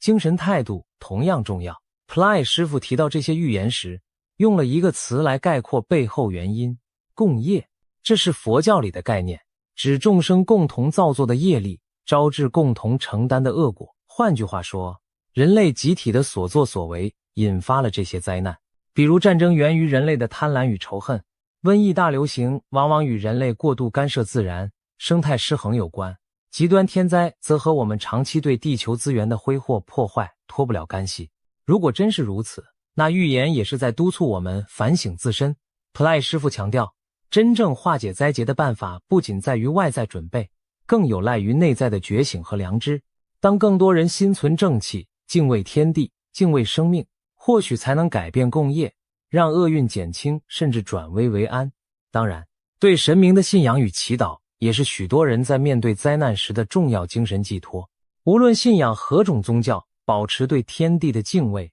对善良的坚守，往往能使人在乱世中保持理智和平和，这对熬过艰难时期至关重要。一些宗教团体则指出，当前世界的乱象与经典中的末世预兆高度吻合。无论是圣经启示录里战争、瘟疫、饥荒四骑士的降临，还是佛教所说末法时代众生共业的爆发，人类似乎正处在一个道德失衡、天灾人祸频繁的关口。如果相信这种说法，那就更需要我们每个人在精神上反省自身，重建信仰与良知，以期改变整体命运的走向。值得欣慰的是，预言毕竟不是注定的命运，而是对未来走向的推测和警示。人类历史上多次面临看似无解的危局，最终都凭借智慧和勇气闯了过来。黑死病横行之后，人类迎来医学革命；2次世界大战后，建立了国际新秩序。每一次大灾难之后，我们都在废墟上重建家园，并汲取教训。或许这也是烈马浴火重生寓意的体现。在经历苦难淬炼后，社会会产生反思和变革，从而获得新生。纵然未来几年乌云压顶，我们依然有理由相信黎明终会再临，前提是我们愿意行动，并团结一致迎接挑战。放眼全球，不止 Ply 师傅一人在预警未来的风险。西方著名预言家诺查丹马斯的百诗集曾留下许多隐晦的4行诗，被后人解读出对当今时局的不祥暗示。他的支持者声称，诺查丹马斯预言了从大革命到世界大战的一系列事件。虽然诗文晦涩难懂，但仍让人毛骨悚然。东方的推背图、马前课等古预言，也有许多耐人寻味的诗句，仿佛指涉当代。一些现代的科学预测模型亦描绘了相似的危机，例如气候学家警告，若不减排，21世纪中叶前气候灾难将难以逆转。军事专家则指出，当前地缘政治的紧张态势前所未有，意外擦枪走火的几率大增。可以说，在关键趋势上，预言与科学的结论并非毫无交集，值得一提的是，在华人社会近期也有占卜师接连4次占得空亡卦，这被解读为将有异常大事发生的兆头。不仅如此，一些预言甚至点出了科技领域的隐患，例如有人警告人工智能叛变的可能性。这听起来像科幻故事，但一些知名科学家和企业家已对失控的人工智慧发出警告。如果在社会动荡之际， AI 系统发生严重故障，例如无人武器误判目标或被不法分子操控，后果将更加不堪设想。还有人声称班加夫人预言过未来某年将有外星文明降临地球，引发巨大震动。虽然这类预言听起来奇幻，但也透露出人类对未知力量的种种想象与不安。回到眼下，2026年的序幕已经拉开，尽管谁也无法断言未来一定会如预言所述般黑暗，但这些警告绝对值得我们深思。我们是否已经太久沉醉于科技和繁荣带来的安全感，而忽视了文明的脆弱？当今世界的和平与秩序其实比想象中更加不堪一击，一次疫情就能令各国封锁边境，一场战争即可推高全球粮价，一次金融风暴足以击溃千万人的生计。这些教训在最近几年已屡屡上演，然而人类往往健忘，危机过后又重回惯常的轨道，对风险掉以轻心。也许 Play 师傅以及其他预言者的苦心，就是要我们别再麻木，别再侥幸。与其视而不见，不如将信将疑地做些准备；与其嗤之以鼻，不如留个心眼，提高警戒。2026年究竟会成为人类灾难史上的转折点，还是最终证实只是一场虚惊？这一问题恐怕只能留待时间去回答。但眼下我们能做的就是谨慎以对，不懈努力，尽可能为各种变局做好准备。在节目的最后，不妨再次品味 Play 师傅那句意味深长的叮咛：时间真的不多了。短短一句话，道出了他内心的紧迫感。如果2026年的命运真的如他所见般危机四伏，那么现在正是我们改变结局的关键窗口期。或许我们无法左右天灾人祸的发生，但至少可以调整自身的态度和应对方式，尽可能降低损失，保存希望。希望未来回顾这段历史时，我们能庆幸自己曾经努力过，避免了最坏的剧本成真。也许正如那匹浴火重生的烈马，只要不放弃奔跑，我们终将冲出火海，迎来新生的黎明。总而言之，风雨欲来的时刻，让我们谨记未雨绸缪之道，因为毕竟时间真的不多了。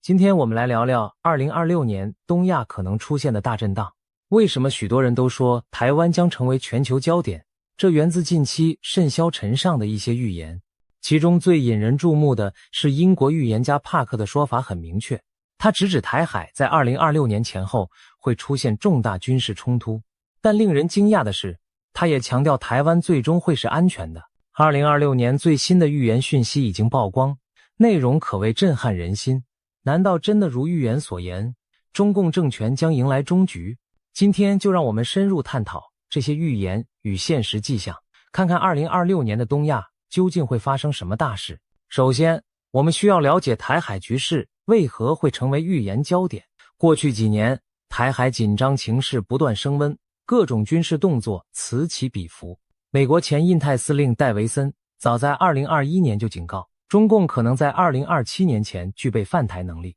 而2025年更被不少军事专家点名为风险高点。有人担心中共可能会在那一年伺机动武。然而，真正让台湾成为全球焦点的是地缘政治格局的巨变。俄乌战争爆发后，国际社会更加关注台海。一旦台海有事，不仅决定两岸命运，更将深刻影响21世纪的国际秩序。正因此，各种预测和传言都围绕着未来几年台海是否爆发战端。而帕克的预言正是众多声音中分外引人瞩目的一个。帕克何许人也？他是一位英国的知名通灵预言家，据称过去曾精准预测川普当选美国总统、新冠疫情全球大流行等事件，因此被一些媒体称为新神鬼先知。当然，预言这种事情从来都饱受争议，但帕克的言论仍然吸引了许多人注意，尤其当他谈到东亚和中国时，他的描述细致而惊人。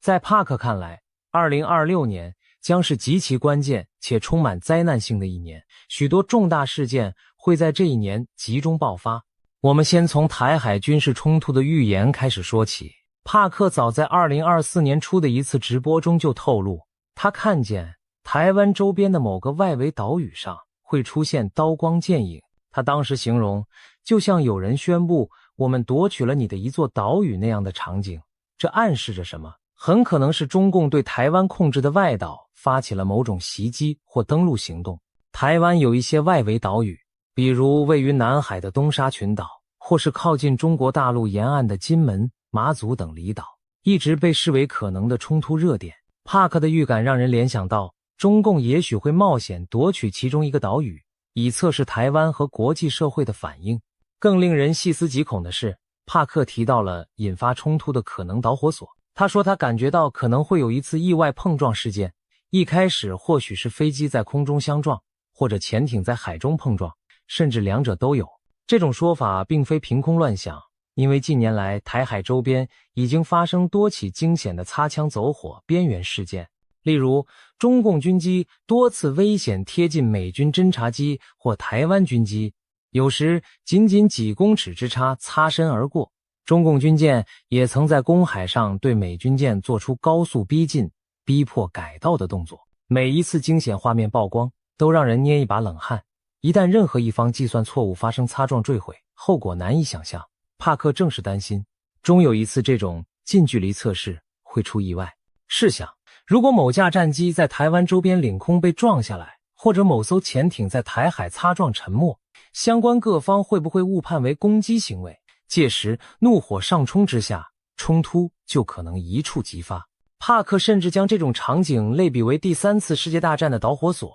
有媒体标题将他的警告形容为台湾将爆发恐怖空难，成为三战导火线。虽然这表述耸人听闻，但仔细想想也非毫无根据。一场偶发事故如果发生在敏感的台海前线，完全可能点燃大国间的战火。然而在描述这可怕的冲突景象时，帕克也同时给出一个出人意料的结果：台湾将安然无恙，最终是安全的。也就是说，即便台海发生军事冲突，最终局势的走向对台湾有利，台湾并不会被中共征服。帕克为什么这么认为？他进一步解释了他所看见的画面：当新的台湾领导人面对挑衅时，他将立场坚定，极为强硬，绝不退让。我们知道，2024年台湾举行总统大选，现任副总统赖清德胜出，将于2024年5月就任总统。赖清德在中共眼中被贴上台独工作者的标签，因此北京当局对他尤其敌视。如果他上任后，中共果真在外岛挑衅，赖清德预料会采取强硬态度，不会因威胁而改变捍卫主权的立场。帕克的预言还提及了国际反应，这点同样耐人寻味。他表示，台湾在危机时将获得日本、澳大利亚等国家的合作与支持。注意，他用的是合作与支持，而非明确说出军事同盟。这似乎暗示着，即便没有正式的共同防御条约，在重大冲突发生时，日本和澳洲也会以各种方式介入，站在台湾一边。帕克形容，他看到台湾最终拥有非常先进的空防技术，且这些技术来自与日本的共享合作。这可能意味着日本向台湾提供尖端的防空雷达、飞弹拦截系统等军事技术，但形式上可能不是直接军援，而是以技术交流合作的名义。不仅如此，他还提到其他国家也会卷入，特别是澳大利亚。他看到澳洲在该地区派遣了军舰，这一幕让人仿佛置身未来的战场。美日澳等印太盟友组成防线，共同阻止中共武力改变现状。帕克甚至对时间节点也做出推测，他觉得这种局面可能会在2024年前后开始发生。当然，2024年已经过去，台海虽然风高浪急，但尚未爆发战事。如果往后推算，2025年、2026年依然是危机潜伏的高峰期。事实上，美军将领和智库也多次推演过相似情境。例如，有说法认为2025年中共可能突袭东沙岛，或者2026年在台海挑起有限冲突，以测试美国的决心。这和帕克的预言不谋而合。尤其值得注意的是帕克对国际领导力的看法。他直言，当前自由民主世界缺乏强有力的领袖，他几乎数不出几个能让人真正信任，并有勇气带领世界走出困境或与强硬对手谈判斡旋的西方领导人。这番话或许是在影射当时美国政府和其他西方国家的现任领导者。在帕克看来，美国现任政府对中共威胁的认识不够深，或者假装看不见。相较之下，日本和澳洲反而有更强的警觉心。美国长期奉行对台湾的战略模糊政策，态度有时摇摆不定，但是日本却清楚地认知到，台湾有事就是日本有事。澳洲也明白，第一岛链一旦失守，自身难保，所以帕克才会预见日本和澳洲将更加积极地参与防卫台湾。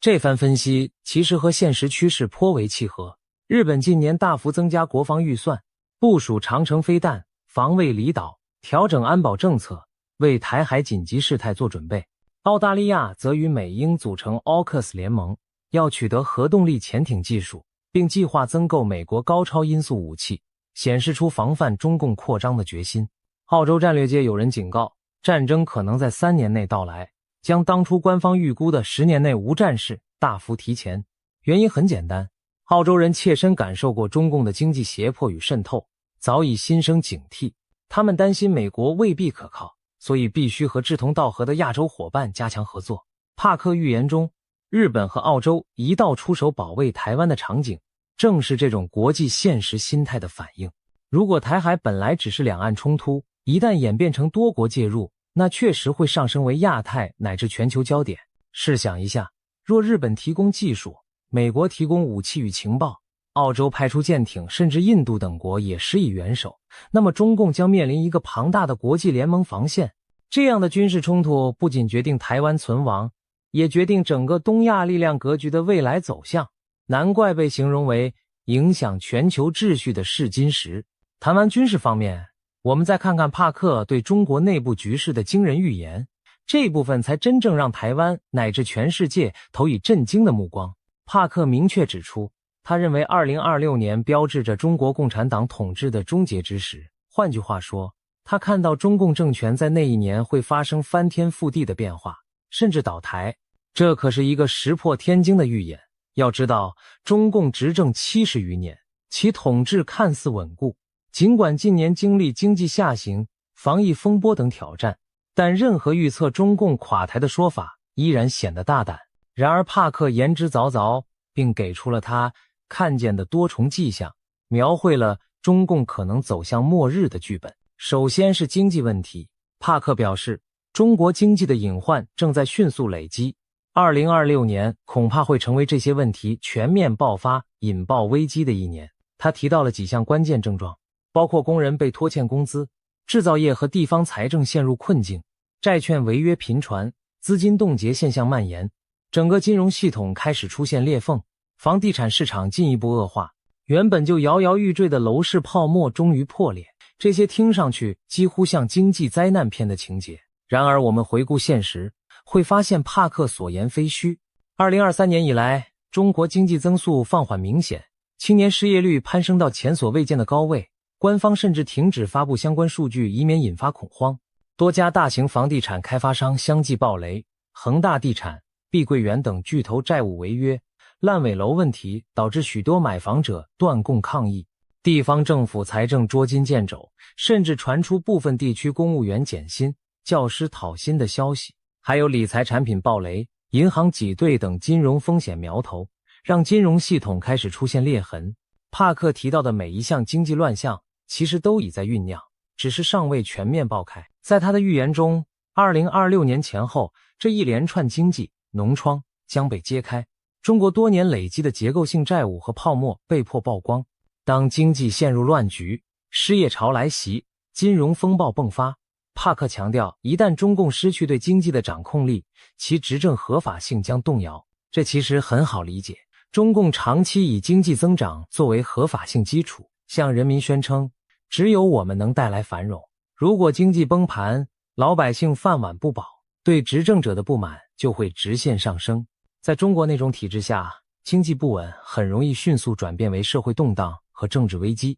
帕克紧接着预见，中共的政治环境也会在2026年发生巨变。他甚至用了翻天覆地一词，暗示变化之大超乎想象。他明确表示自己认为2026年就是中共终结之时。他具体提到了几个让人瞠目的细节。首先，中共常年在全球布局的影响力网络会在这一年陆续被曝光。帕克举例说，可能指的是英国方面近期揭露出多起中共渗透政界的丑闻。未来我们将看到更多跨国丑闻被揭露，涉及中共以金钱收买政治人物、渗透西方大学体系等等。他甚至提到西方社会中流行的某些觉醒运动，也就是所谓的政治正确议程，背后可能夹杂着来自中国与俄罗斯的资金在推波助澜，目的在于削弱西方社会的凝聚力。这些指控听起来像惊悚小说，但事实上西方情报和媒体近年也揭露了许多中共对外渗透的细节，包括金钱游说、文化统战、情报收集等等。帕克认为2026年前后可能会出现一次大规模的资料外泄或系统性揭露事件，公诸于世，中共输出影响力的证据。当这些黑幕被撕开后，国际上对中共的态度将更趋强硬，中共多年苦心经营的全球关系网将四面漏风。而在中国国内，帕克预见的画面更是戏剧性。他说，习近平的健康和政治权威都将在2026年明显衰退，到了2027年可能已经下台，这几乎在预告习时代的终结。帕克甚至描述了一个令人震惊的细节，习近平将经历一次大型且备受争议的器官移植手术，他推测可能是肾脏移植，并暗示器官来源可能涉及死刑犯，从而引发巨大的舆论震荡。如果真有这样的事发生，其冲击可想而知。一方面，最高领导人重病需要换肾本，就足以引发权力真空的恐慌；另一方面，非法器官来源的丑闻将成为政治核弹，彻底击毁中共自诩的伪光正形象。值得一提的是，坊间确实长期有习近平健康不佳的传闻，有时他露面走路姿势异样，或久未公开现身，都引发外界猜测。如果帕克所言成真，那意味着习近平可能已无法稳坐权力宝座。更惊险的还在后头，帕克预言，同一时期中国将有一名军方或安全系统的高层人物突然失踪，随后被宣布在诡异情况下死亡。外界将普遍猜测这是一次未遂政变的结果，也就是说，那名高官可能企图发动政变但失败，被清除。这个情节可谓高潮迭起，仿佛政坛惊悚片。然而在对照现实，我们发现中共高层内斗的迹象早已存在。2023年就发生过几桩离奇的人事事件，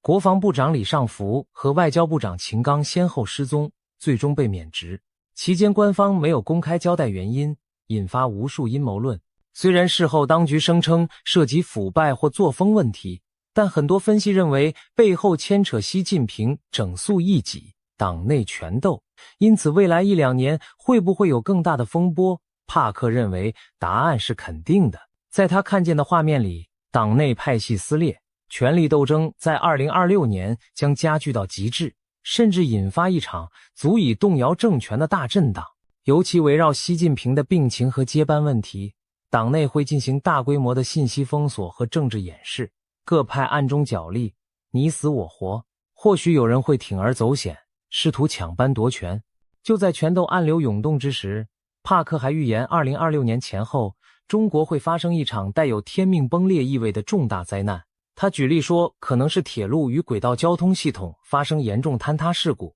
也可能与三峡大坝工程的结构风险有关。总之，将造成大量伤亡，被视为中国工程体系和政权执行能力的象征性转折点。这听起来令人毛骨悚然。难道会有高铁出轨坠桥、大桥断裂，或甚至震慑天下的三峡大坝溃决？我们无从确知。但三峡工程这几个字无疑刺痛许多人的神经。三峡大坝是世界上规模最大的水坝工程，也是中共的形象工程。然而自建成以来，有关其安全隐患的讨论不绝于耳，尤其近年极端天气频发，长江流域洪水接连而至，三峡每逢汛期都面临蓄水与泄洪的两难。如果帕克暗示的灾难真与三峡有关，那将是对中共统治合法性的毁灭性打击。毕竟中国传统观念里，朝代末年常有天灾映衬政权失德，所谓天怒人怨，天命不在，所以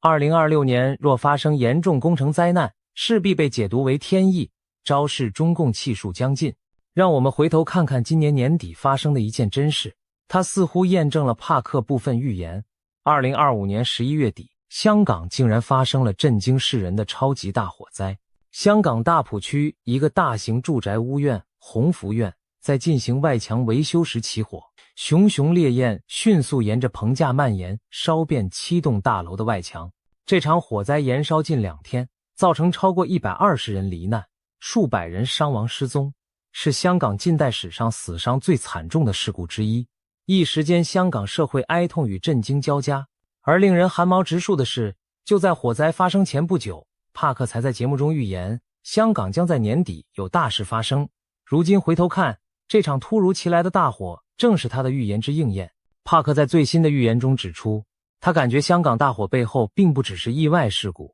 而是带着强烈政治意味的事件，会在香港社会掀起新一轮的指责与对峙。事实也许正如他所说，火灾发生后，香港舆论开始追究种种管理疏失和黑幕问题。有人质疑维修工程为何使用不阻燃的竹棚和尼龙网，是否有建筑商为了节省成本偷工减料，甚至有人直指香港官场存在官商勾结，制度失火，才酿成这场人祸。这些对政府的愤怒指责，显示香港市民心中积压的不满仍然强烈，并未因高压管制而泯灭。帕克进一步暗示，香港未来将难以平静，可能再次成为风暴的中心。他甚至说，高楼大火可能只是新一轮动荡的导火索，其背后隐藏着与台湾局势、区域政治联动的更大风暴。试想一下这样的场景，2026年前后，香港民众因事故真相问题与政府持续对峙，大陆内部经济困顿，官民矛盾激化，台海这边中共对外挑衅却碰得头破血流，反而激起国际反击。整个东亚局势宛如火药桶周围窜起多道火苗，彼此遥相呼应。帕克还提到一个关键角色，就是印度。他感受到中俄关系在暗中出现了微妙的扭曲，而印度将成为其中博弈的关键角色。这又是怎么回事？我们不妨这样理解，帕克看见俄罗斯境内有一座大型军工厂遭到重创，这不仅仅是油田被袭击导致油价上涨的问题，而是一场更为隐秘、更具战略意味的破坏行为。他说他看到俄罗斯的军工厂正在俄境内被攻击和毁灭。帕克强调，他并不认为中国会直接向乌克兰提供武器，因此那些出现中文标示的武器残骸背后必定有隐情。例如，这是否意味着俄罗斯早就在囤积中国制武器？因为这次暴露，帕克感觉到中俄关系中存在一种微妙诡异的张力。表面上两国并非公开冲突，但私底下围绕武器市场甚至地缘影响力展开了深层博弈。他看到中俄之间的关系线条正在轻微扭曲，而印度将在这场博弈中扮演要角。帕克暗示，这种裂痕目前还不会导致中俄公开决裂，但在2026年前后可能逐渐浮出水面，成为全球地缘政治格局变化的一个隐秘信号。可以想见，如果俄罗斯因战事不利开始对中国有所猜忌，而中国对援助俄罗斯又态度犹疑，那么原本稳固的中俄联盟就可能出现嫌隙。再加上印度崛起后在国际舞台上地位提升，整个大三角关系都在变化，这对东亚局势而言无疑又增添了一层复杂性。说到这里，我们看到帕克描绘的2026年图景是何等惊心动魄。台海有惊险一战，但台湾挺住了。中共内外交困，经济崩盘，政权内斗，政变四起，领导人重病垂危，甚至需要换肾，社会动荡，灾难频仍。香港和国际接连出现针对中共的不利事件，全球力量对比因此改写。难怪帕克用极具灾难性的一年来形容2026年。如果他的预言成真，那对中共而言将是末日狂潮，对东亚而言将是一场地动山摇的大震荡。然而，这一切真的会发生吗？还是说只是巧合与巧妙的推演？在怀疑之前，我们或许该注意到，除了帕克，许多古今中外的预言和迹象也在指向这个年份，仿佛冥冥之中有某种安排。其实早在社群媒体上就流传着奇人王恩庆的传说，这位中国大陆的命理奇人，据称曾被京城权贵奉为国师级的人物。他生前对中共的未来做出过一个惊人预言，声称中共洪朝的气数只有5位最高领导人将亡于一个丙火年。怎么解释呢？他指中共国旗上的5颗星星代表了中共5代党魁，分别是毛泽东、邓小平、江泽民、胡锦涛、习近平，没有第6颗星，因为第5代党魁就是掘墓人。习近平作为第5任中共最高领导人，将亲手把共产党送进坟墓。而下一个丙火年正是2026年，2026年是丙午年，5行属火，5为马，所以也称为赤马年。令人毛骨悚然的是，这个说法和帕克的预言时间不谋而合。2026年，中共建政77年，自1949年建政起算刚到终点。习近平此时满73岁，虚岁74岁。所谓73、84，阎王不请自己去。中国民间一直有这种说法，觉得人到了73或84岁是个生死关口。虽说这只是迷信巧合，但正如俗语所说，人算不如天算。更有趣的是，还有不少流传在民间的隐晦预言同样指向2026年前后，好似众星拱月般交汇于此。一部在民间秘传的奇书《铁板图》，最后一幅画面就耐人寻味。山谷间有4只黑鸟飞过去了，唯独第5只白色羽毛的鸟半途撞山而亡，鲜血淋漓。旁边还写着一行小字：白羽毛鸟儿撞死在山这边。许多人根据这句话解读，白羽毛的鸟指的就是繁体字习，因为习字上半部像羽毛，暗示习近平最终会折翼半山，飞不过彼岸。民间还有一句玄妙的老话：画江湖，实难逃。据说画指华国锋，因为华语画同音，江指江泽民，胡指胡锦涛，实在某些方言里读作西，实难逃就是说到了习近平这里，中共政权很难逃脱完结的命运。还曾流传过一个离奇的临终遗言故事，有位60多岁的老人，其母亲在文革前去世前经常在家念叨一些奇怪的话：猪死了要刮毛，刮了毛滑溜溜的；炖肉要加水，水开了要沸，最后要熄火。随着年龄增长，他陆续明白了这些话的意思。猪指朱德之死，刮毛指毛泽东去世，滑溜溜指华国锋下台，炖肉要加水里的炖字的读音接近邓小平的邓，水象征江泽民，沸的发音复近似胡锦涛的胡，最后熄火则暗指习近平。整串隐喻把中共历任领导依次点到，结局便是熄火，熄的时代大火也熄灭，中共终结。另外2002年在中国贵州平塘县长布乡发现了一块震撼世界的藏字石，那是一块天然断裂的巨石，剖面上赫然刻着中国共产党亡6个大字。据中共官方调查，这些字都是天然形成，没有任何人工雕刻的痕迹。经专家鉴定，这块藏字石距今已有约2亿7千万年历史，上天似乎早已对中共的命运下了判词，中国共产党在劫难逃。有高人从天象角度解析，认为中共的国运应该是77年，到2026年结束，前后误差不超过1年，也就是说，中共有可能在2025或2026年灭亡。当然，预言终究是预言，未到尘埃落定之时，谁也无法笃定结果。或许帕克的某些细节会有偏差，毕竟未来瞬息万变，而且中共政权看似庞大强势，怎可能说垮就垮？这也是许多理性人士质疑之处。然而历史告诉我们，大帝国的崩溃往往就在顷刻之间。苏联解体前夕，又有几人能料到红色巨人会在一夜之间分崩离析？而现在，中共正面临类似的内外交困，经济荣景不再，社会矛盾暗伏，高层斗争加剧，国际围堵渐强。如果再遇上战事失利或天灾降临，集权体制内部一旦失控，崩盘速度可能远超想象。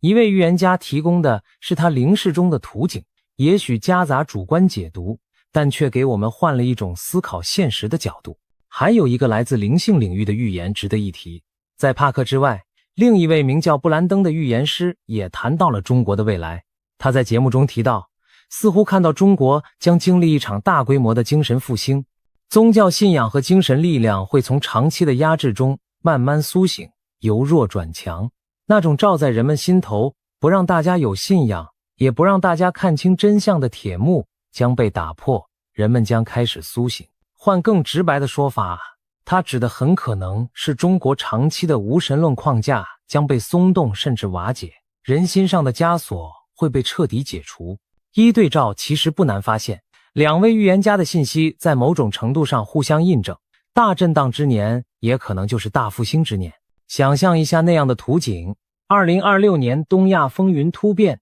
中共统治崩解，在短暂的混乱过后，中国社会挣脱思想枷锁，人们重新寻找信仰和价值观，长久被压抑的良知与传统回归人心，新的政治社会秩序开始萌芽。对世界而言，这将是一场巨大的巨变。一个10几亿人口的大国改朝换代，影响之深远，可比肩1991年苏联解体，甚至犹有过之。届时东亚的政治版图将被重绘，国际格局也将进入新的篇章。而台湾作为这场历史巨浪中的关键一环，将何去何从？从所有预言迹象来看，台湾反而可能在大震荡中稳如磐石，甚至成为带领华人世界走向新纪元的灯塔。台湾多年来坚持民主与自由，经受住了外交孤立和军事威胁的考验。如果中共倒台，那些压在台湾头上的战争阴云将瞬间消散，台湾不再需要天天提心吊胆，防备飞弹与军舰的威胁。而台湾作为成功的民主范本，或许会在中国巨变后发挥更大的作用。可以想见，国际社会将更加重视台湾的战略价值，因为台湾的存在证明了华人社会完全可以在民主制度下繁荣稳定。一旦中国政权更替，台湾可能成为协助大陆重建秩序、提供经验的榜样和桥梁。当然，短期内难免有难民潮、安全外溢等挑战，但长远看，那将是两岸关系和平新生的契机。总而言之，2026年在各种预言中被赋予了浓重的一笔。东亚大震荡，台湾成全球焦点，似乎命中注定要在那一年上演。帕克的预言将信将疑，但他所描绘的脉络，其实我们已隐约看见开端。经济泡沫幻灭的征兆，政治压力锅的喷发，军事对峙的白热化，都在一步步逼近临界点。或许最终的剧情不会与预言者描述的每一细节都吻合，但如果我们静心观察时局，就能发现历史的巨轮确实在向着某个转折点滚动。当那一刻来临时，恐怕世人无不将目光投向台湾海峡，投向北京，投向整个东亚。那将是见证新旧时代交替的历史瞬间。希望届时我们都能平安度过乱局，迎接一个更和平、更自由的新时代。正如古人所云，沉舟侧畔千帆过，病树前头万木春。或许2026年的惊涛骇浪之后，东亚会迎来转机，迎来令人欣慰的春天。到底预言是否灵验，最终还是要由历史给出答案。而身为这个时代的亲历者，